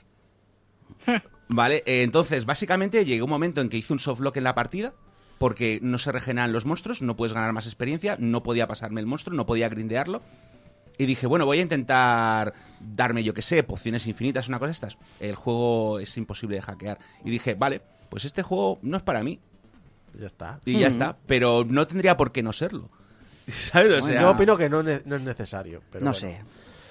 Al final son opiniones. Al final son opiniones y para eso tenemos cada uno nuestro culo. Ya, bueno, pero el problema es que yo ya me había gastado el dinero, ¿sabes? Ya. A ver, todos hemos hecho una mala compra. Sí. Ya. Una mala decisión. Bueno, fin. vamos a acabar un poco. A ver, después de lo que te he dicho, pues ostras, te pones a pensar en todos estos defectos y piensas, bueno, es un juego de los 90, no le puedes pedir mucho. Además, como es un juego antiguo, hay un montón de gameplays por YouTube para que veas lo que te vas a encontrar. O sea, leñe, no me vale decir, vaya, esto lo he comprado, vaya mierda es. Bueno, hay es que un montón de esto. No, básicamente es lo que me pasa a mí con los juegos de terror. Hostia, me mola mucho, ¿qué hago? Me leo la Wikipedia porque no puedo jugarlos. Y ya está. Sí. Pero entonces piensas un poco más razonablemente y dejas un poco aparte tu fanatismo por la obra, como es mi caso, y te pones a buscar juegos que salieron en 1990. Y la verdad tienes ya joyas como, por ejemplo, el propio Super Mario World, que salió en 1990 en Japón. Este también salió en el 90, City Hunter. Tienes al F0, tienes al Monkey Island, tienes al Metal Gear Solid 2. No, Metal Gear 2 Solid Snake. Sí, ese, Metal Gear Solid sería 3D. Ahí sí ha sido culpa mía, sí. Metal Gear que 2 es de MSX. Sí. Ostras, y se supone que es peor la máquina que la PC Engine, creo. No, discrepo. Pero ¿Sí? el MSX2, el problema de la PC Engine es que eran algunas cosas muy potentes, pero tenía problemas. No tenía mucha memoria y no tenía mucho almacenamiento. El MSX2 era mejor en algunas Era mejor en las aspectos. cosas. Bueno. O tienes al fucking Actraiser. Un juegazo. Sí. Y no se trata de la época. En definitiva es que City Hunter es un juego basado en una gran obra, pero que podía haber dado mucho más incluso para la época. Y el maquinón que era PC Engine en su día, la verdad. Antes de acabar y dar la nota final, quiero dar las gracias a la gente de Red Art Games, que nos ha proporcionado el juego para Steam para que podamos jugarlo y analizarlo, ya que la edición física, pues como ha dicho antes Isako, sale en septiembre. Hay que decir, que hablábamos antes, en Game Over no solemos pedir los códigos. Sí. Dame los códigos, Natasha. Este juego que hemos pedido código, Sí. lo hemos pedido porque tú ya has precomprado el juego 2 veces. 2 veces. Es decir, Para las Play. 2 ediciones físicas que existen, La coleccionista, las has pagado y luego has dicho, y luego dame el código que ya te lo he pagado. por favor. Así te lo puedo analizar antes. Entonces, ya que la edición de eso. Así que con todo mi pesar, para un juego basado en mi manga favorito de todos los tiempos, su puntuación es... Del montón.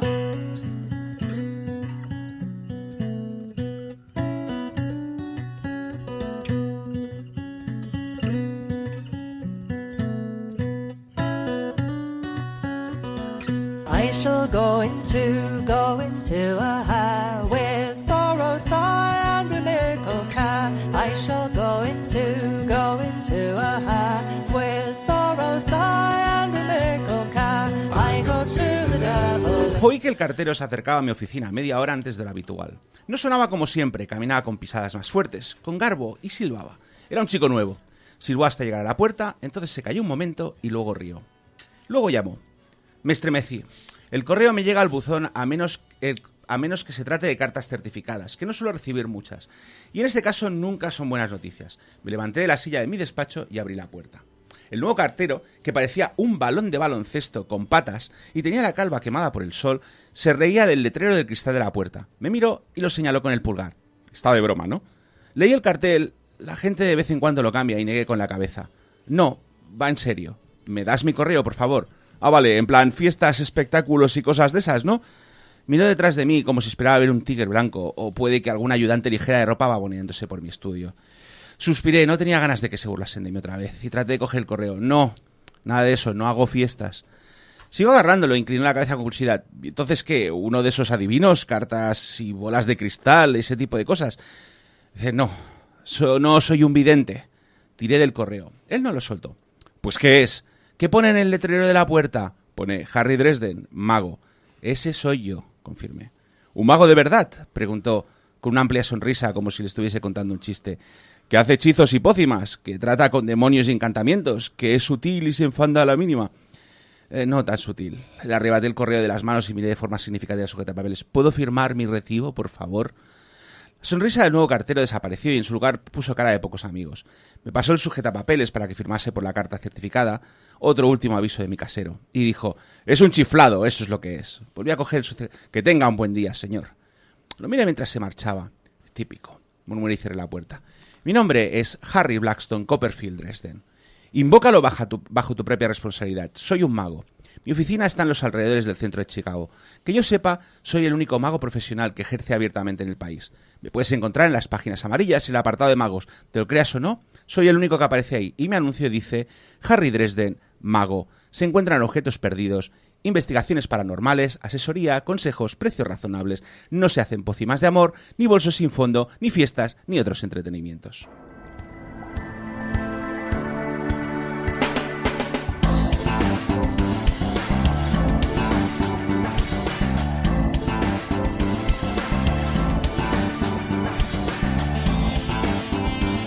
La hora de las letras y lo hacemos como siempre acompañados de Abraham Limpo y además de un amigo que hace más de 10 años que no he leído nada de él. Sí, porque hace más de 20 años que empezamos a leerlo. Exacto, pero que nos ha acompañado durante décadas y que le tenemos mucho cariño, que es la saga de Dresden. Sí. Y es que, como veis, y por lo que he leído, Harry se presenta solo. Normalmente aquí os explicaría de qué es nuestro protagonista, pero Harry no necesita presentación, al menos por las... Esto literalmente es lo primero que leeréis del libro La Tormenta, publicado así por la Factoría. En No Solo Rol lo llamaron Tormenta Fatídica y en inglés Stormfront. En este libro, nuestro protagonista deberá resolver una serie de asesinatos antes de que se convierta en la próxima víctima. También tendrá que encontrar el marido de una clienta y además tratar de conseguir pagar el alquiler en un mundo que cree que los magos son paparruchas. Y es que además, por si fuera poco, nuestro protagonista es un puto bocazas. Flickers, blood on glass. The dead still whisper as the angels pass. I trade my sleep for another sin, every spell Me desperté en el suelo del despacho de Murphy. Según el reloj de la pared, habían pasado 20 minutos. Tenía algo blando debajo de la cabeza y los pies apoyados sobre un montón de guías telefónicas. Murphy estaba apretando un trapo frío contra mi frente y mi garganta. Me encontraba fatal, estaba agotado, con el puerto dolido, sentía náuseas y tenía la cabeza a punto de estallar. No quería hacer nada más que acurrucarme y gimotear hasta dormirme. Como no iba a olvidar nunca aquello, hice un chiste. ¿Tienes un vestidito blanco? He tenido la típica fantasía de la enfermera contigo, Murphy. No esperaba menos de un pervertido como tú. ¿Quién te ha dado un golpe en la cabeza?, me preguntó.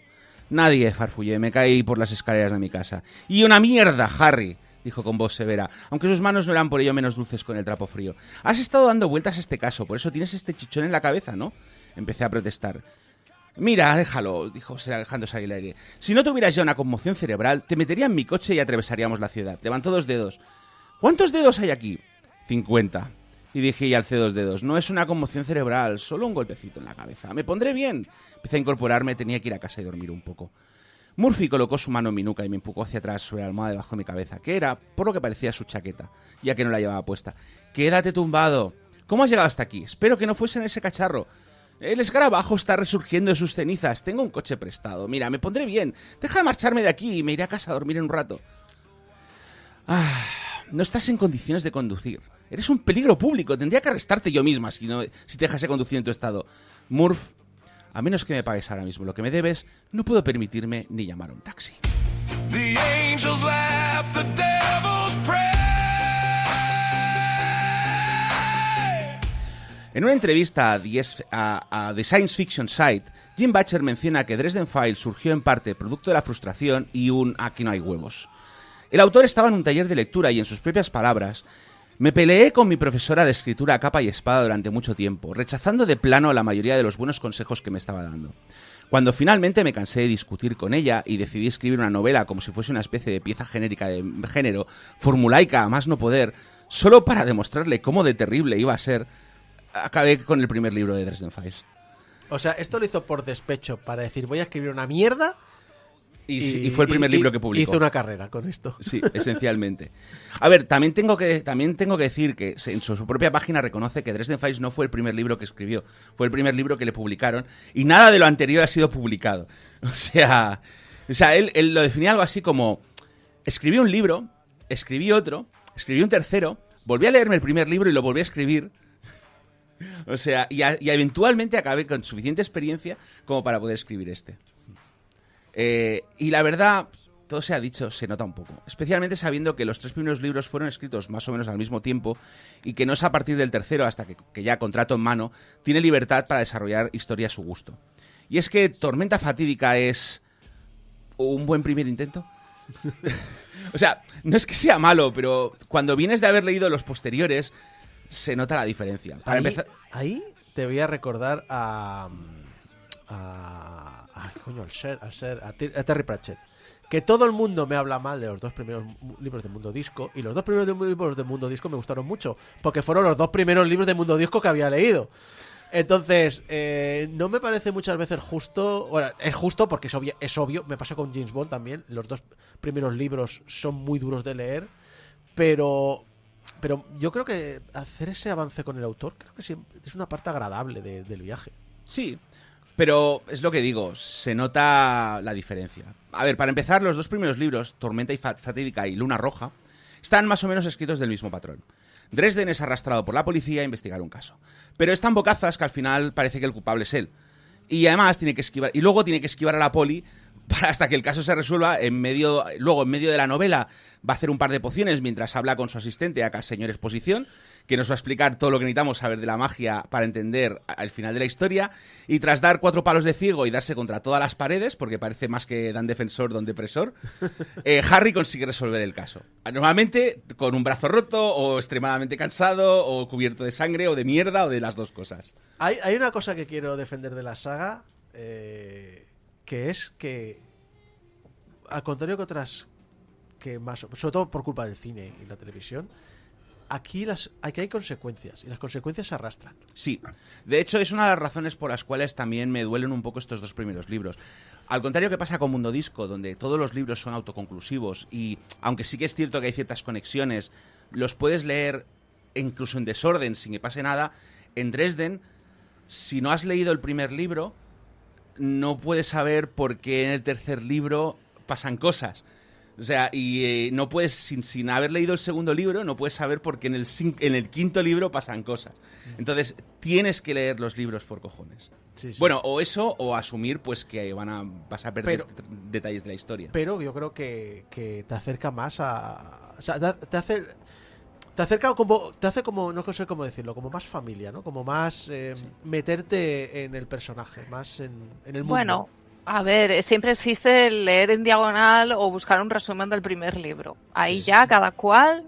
Ya, lo que pasa es que, fíjate, mira, he buscado resúmenes del primer libro y supongo que precisamente porque casi todos los resúmenes intentan no spoilearte demasiado cosas, pierden un detalle muy importante.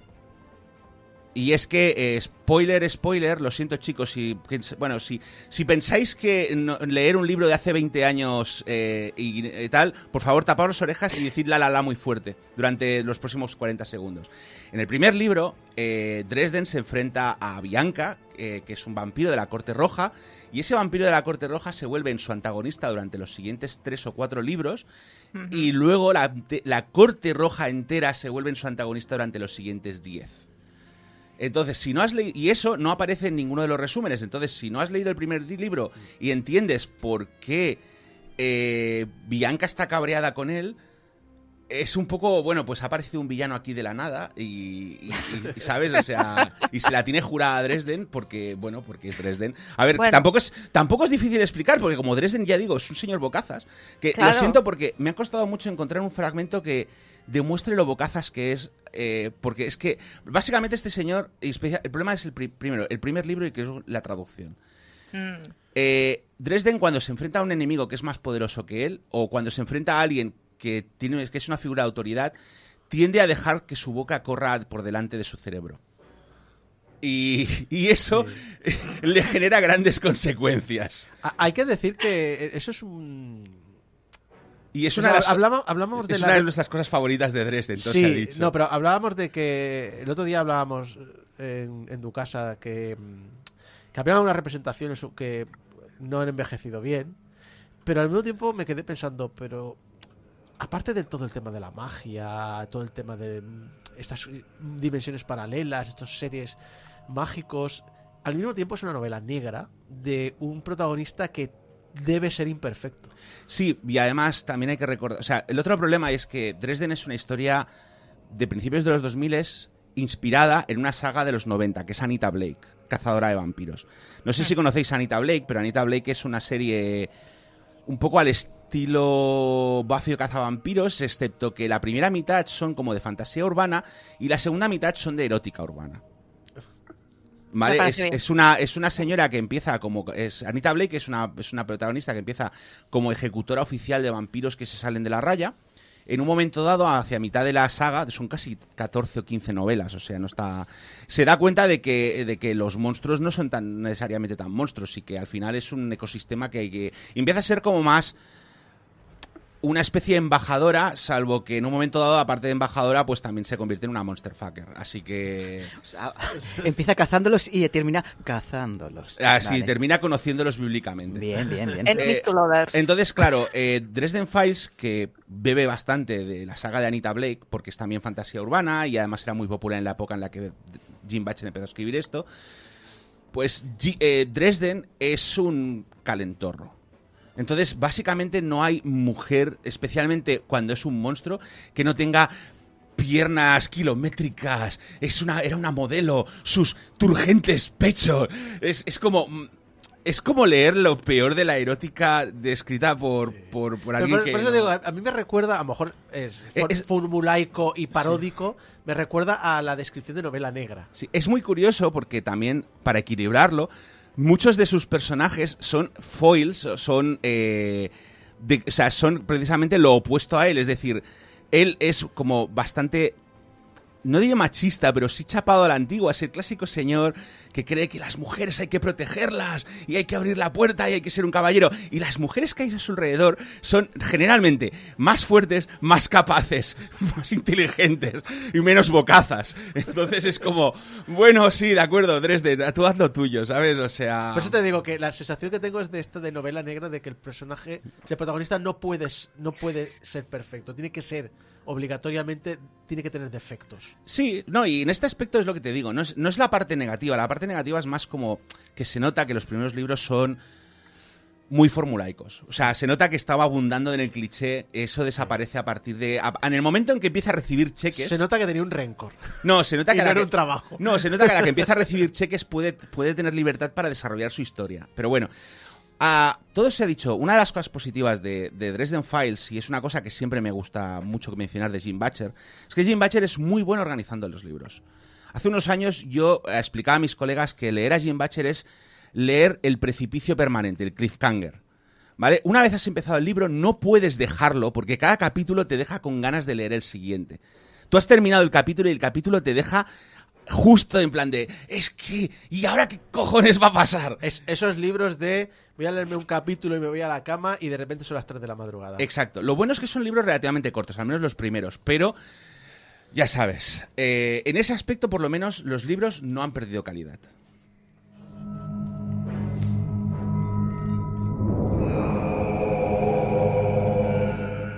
También recordaros que aunque hoy he leído extractos de La tormenta fatídica, en realidad es una saga. De hecho, me gustaría hablaros un poco de la saga, porque fue Yuan Yu quien nos introdujo a esta saga, y creo que también contagiamos a Isaac el Gusanillo después. Sí. Y no sé si alguien más de la radio, pero por lo menos, o sea, yo sé que en un momento dado, Yuan Yu, tú y yo estábamos enganchadísimos. Cada año que salía el libro era ¡rápido! ¡Hay que leerlo! Sí, lo recuerdo es fantástico. Entre esta saga y la del Capitán Calhoun en Star Trek, Sí. Son dos... o sea, no hay dos sagas en libros que me hayan enganchado tanto. Básicamente, si no recuerdo mal, cuando empezamos a leerlos debía ser por allá el 2004-2005, que llevaban ya, pues eso, unos 4 o 5 libros publicados, y durante muchos años, hasta 2012, Jim Butcher publicó fielmente un libro cada año. Y bueno, o sea, y cada año mejor que el anterior. Y además, incluso algunos años sí teníamos 2 libros, porque en medio, por allá el 2004, empezó a hacer una serie nueva, que eran romanos y Pokémon, que digo yo. Y luego, lo que pasó fue que en 2013 hizo una breve pausa para terminar el primer libro de una saga nueva, Las espiras de ceniza, una novela de estilo steampunk. En 2014 tuvimos Skin Game y luego silencio. Sin entrar en grandes detalles, el autor tuvo problemas personales que incluyen divorcios, depresiones graves y pensamientos suicidas, y decidió bajar mucho el ritmo de publicación. Tuvo que tener mucho tiempo para curarse. Tardaríamos 6 años en recibir la siguiente entrega. En 2020 tuvimos Pistols y Battleground. Luego, por allá 2023, tuvimos la segunda entrega de Las espiras de ceniza.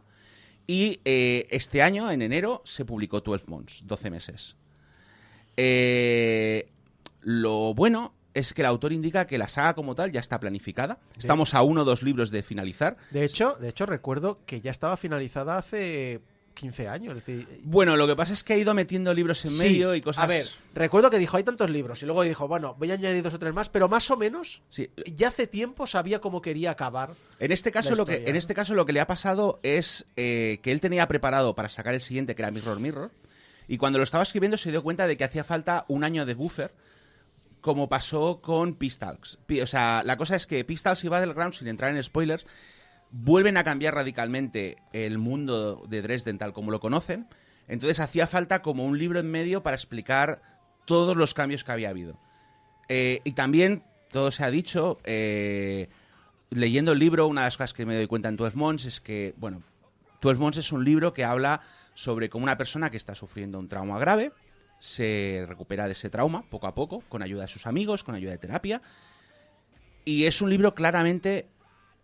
El protagonista es Dresden, pero no es Dresden. O sea, es un libro que no puedes escribir... O sea, es un libro que tal como veo muchos de los textos que hay, solo puede haber sido escrito por una persona que ha pasado por traumas parecidos. Hablando de experiencia personal, es un libro que yo tengo que reconocer que lo estaba leyendo a la mitad y me estaba llegando a la patata. Entonces, entiendo que era un libro que él necesitaba escribir y bueno, además, y la cosa es que yo creo que le ha ayudado también como una especie de catarsis, porque una de las cosas que dice en una entrevista reciente, durante una sesión de firmas, dice que lo de entregar un libro cada 5 años se ha acabado, y que él está más cómodo en el estado mental de poder terminar un par de historias al año. No es cierto que no haga material, porque una de las cosas que sí que hay que entender es que a Jim Butcher le gusta mucho hacer colaboraciones y casi todos los años ha publicado alguna especie de historia corta. El problema es que como estas historias cortas van o en recopilatorios o que no nos llegan normalmente, pues no sabemos que existen, pero están. Yo la verdad es que tengo que reconocer que me alegró mucho por él, pensar que estaba recuperándose, porque Jim Butcher es un autor que a mí me ha acompañado personalmente durante 2 décadas de mi vida, y en general cuando he visto entrevistas suyas y tal, suena a la clase de persona con la que me gustaría tomarme una cerveza y friquear un rato. Es una persona, por ejemplo, cuando en su página personal comenta que ser escritor es básicamente tesón, es ser un pesado. solo te publican cuando todos los que están a tu alrededor han abandonado. Entonces, el truco para ser escritor es insistir, insistir, insistir y no rendirse. Me contaste también que comparten muchos trucos para escritores noveles. Sí, tiene una newsletter que se llama Historias del Mago. Y ahí ahí tienes, básicamente tiene preguntas y respuestas. A veces le hacen preguntas muy tontas, a veces le hacen preguntas técnicas y siempre es interesante leer lo que tiene que decir. Así que, en principio, y según mis predicciones, deberíamos tener Mirror Mirror en 1 o 2 años. Oye, Siri. ¿Qué? Ponme un recordatorio de aquí a 2 años para reírme de la cara de Abraham cuando falle la predicción.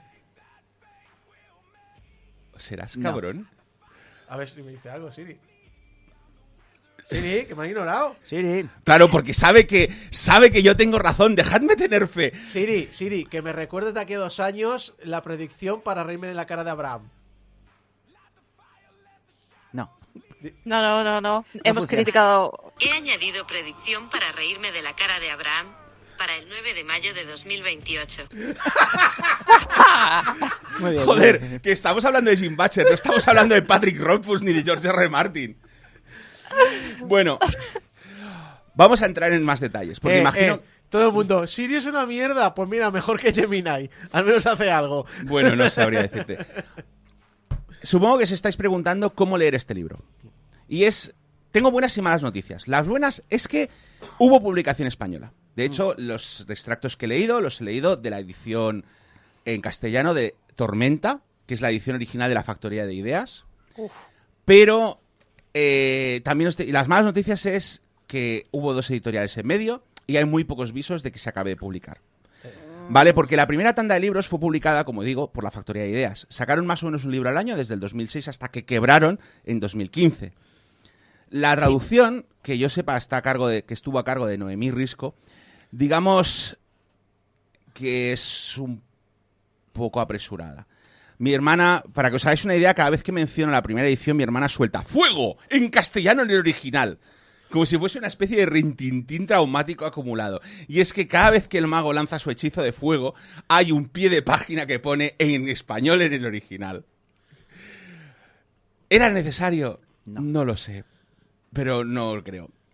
Pero bueno, un par de años más tarde, No Solo Roll absorbió el catálogo de una editorial llamada Con Barba, que había estado publicando los juegos de rol de Fate.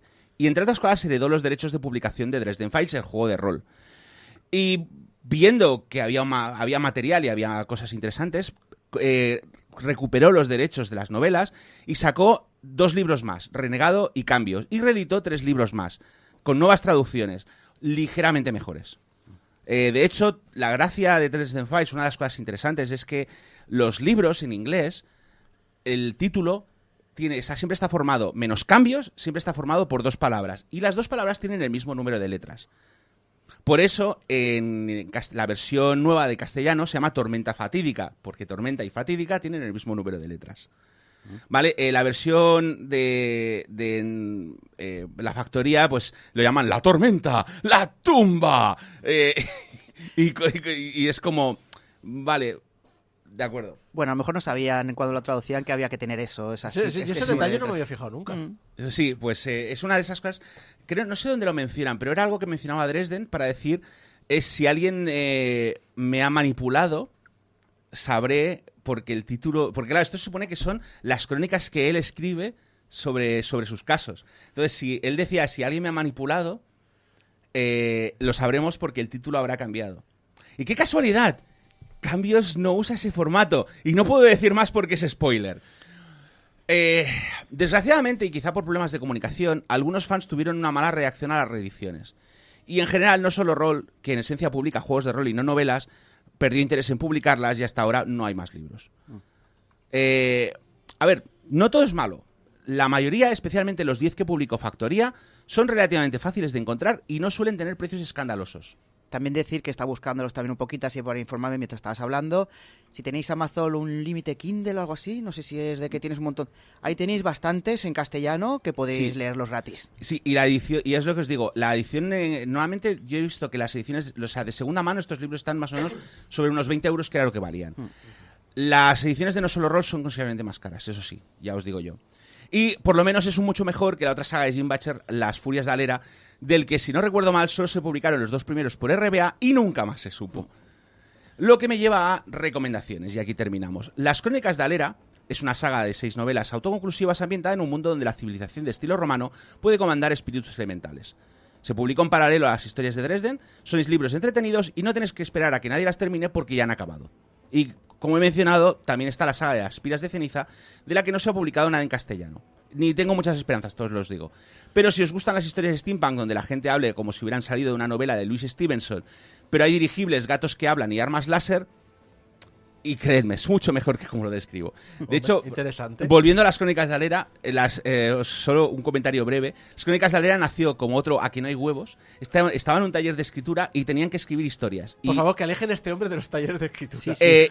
Y tenían que sacar no sé si como no sé, como un sorteo, temas.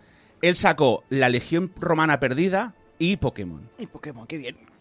y salió Las Crónicas de Alera. A ver, ¿quién pone en un taller de escritura el tema Pokémon? Pues tiras un dado y dices, pues tienes que hacer esto Vale. y esto. En resumen, Jim Butcher es un amor de persona, al menos hasta donde yo sé. Sí. Leed Las Crónicas de Dresden, no os arrepentiréis. Si sabéis inglés... Si creo que sabéis es lo inglés, mejor. mucho mejor en inglés, por favor. Si no, pues como dice Saeva, Kindle Unlimited las tiene disponibles si pagáis la suscripción y se pueden encontrar de segunda mano relativamente fácil, al menos los 10 primeros libros. Aparte de lo que ha hecho Abraham, existe la serie de televisión. Oh, cierto, Espera, la espera. serie de televisión. No la he visto, pero si tenéis curiosidad, solo hay una temporada. ¿Dónde verla? Tenéis en Pluto TV, que es una plataforma que es gratis. Tenéis la temporada primera gratis en castellano, que sí.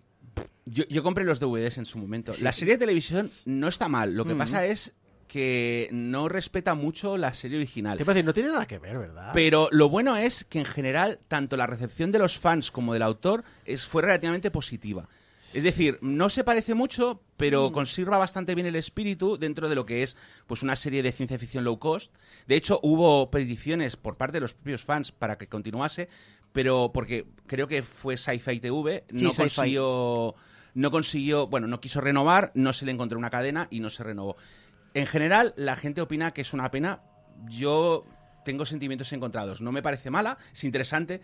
No creo que hubiésemos podido desarrollar la historia como se está desarrollando ahora. Sí, tendría que ser su propio universo, tendría que ser su propia cosa.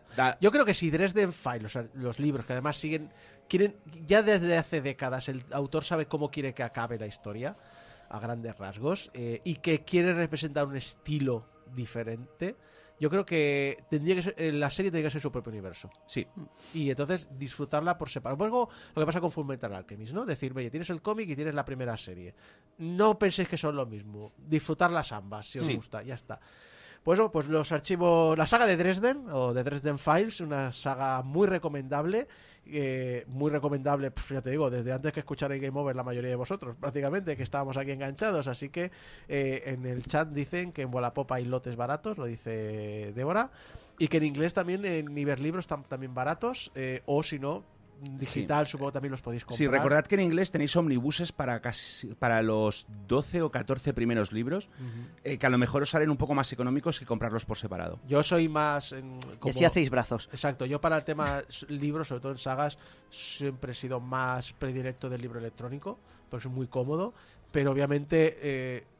me pasa como el videojuego, es decir, mucha gente el videojuego lo prefiere en digital porque es mucho más cómodo. Entonces, también es otra opción que tenéis si queréis leerla, porque recordad que ¿cuántos libros lleva ya? ¿12? Yo solo tengo que decirte que tengo la versión en castellano física para mis padres, la versión en inglés física para mí y la versión digital para cuando quiero leerla. O sea que no soy la persona más adecuada. Entonces es como yo, que he jugado el juego en digital y me lo he comprado en físico para la colección. Y la serie en DVD. Bien. Exacto, y con esto nos vamos al final del programa. Pues muchas gracias a todo el equipo que me ha acompañado, a Débora López, David Cordovillas, Abraham Limpo y Isaac Viana. Dime, Abraham. Quería comentar una cosa antes de que nos vayamos del programa, rapidito. Un compañero de trabajo de hace 15 años, cuando yo trabajaba en Vueling, insertar GIF de traumas de guerra, llamado Bruno, me envió un mensaje el otro día, en plan de... O sea, no había hablado con él desde que me marché de Vueling. Me envió un mensaje el otro día, oye, que oye, estaba escuchando el otro día un podcast, estás tú en el programa, ¿verdad? Y yo, ¡hola, tío! ¿Pero cuánto tiempo? Y estuvimos charlando un rato y que nos manda un recuerdo. De hecho, voy a citar textualmente, si me permitís. Sí, sí. Dijo, diles que tienen un oyente de su quinta que les está escuchando cada programa desde hace 2 años ya. Bueno, pues lo dicho, leíamos archivos de Dresden antes ni siquiera que estuvieras en Vueling. Sí. Así que un saludo a Bruno. Y recordad que nos podéis ayudar a pagar el hosting en portalgamer.com. Hay un menú de donaciones. En Coffee, PayPal podéis hacer un donativo. Ese dinero luego lo usamos para pagar el hosting. Y que estamos en las redes sociales, Facebook, Instagram, Mastodon y Blue Sky. Y que nos podéis escuchar en la web de radiodespi.com, en la web, en nuestra web personal, portalgamer.com, en todos los programas de podcast. Y que nos podéis enviar vuestros mensajitos de amor a público@portalgamer.com y vuestros mensajitos de odio a me cago en mi profesora de escritura Aquí no hay huevos. Aquí no hay huevos @portalgamer.com. Y si no pasa nada, nos vemos de aquí a 15 días con el programa 849 de Game Over. Hasta entonces, adiós.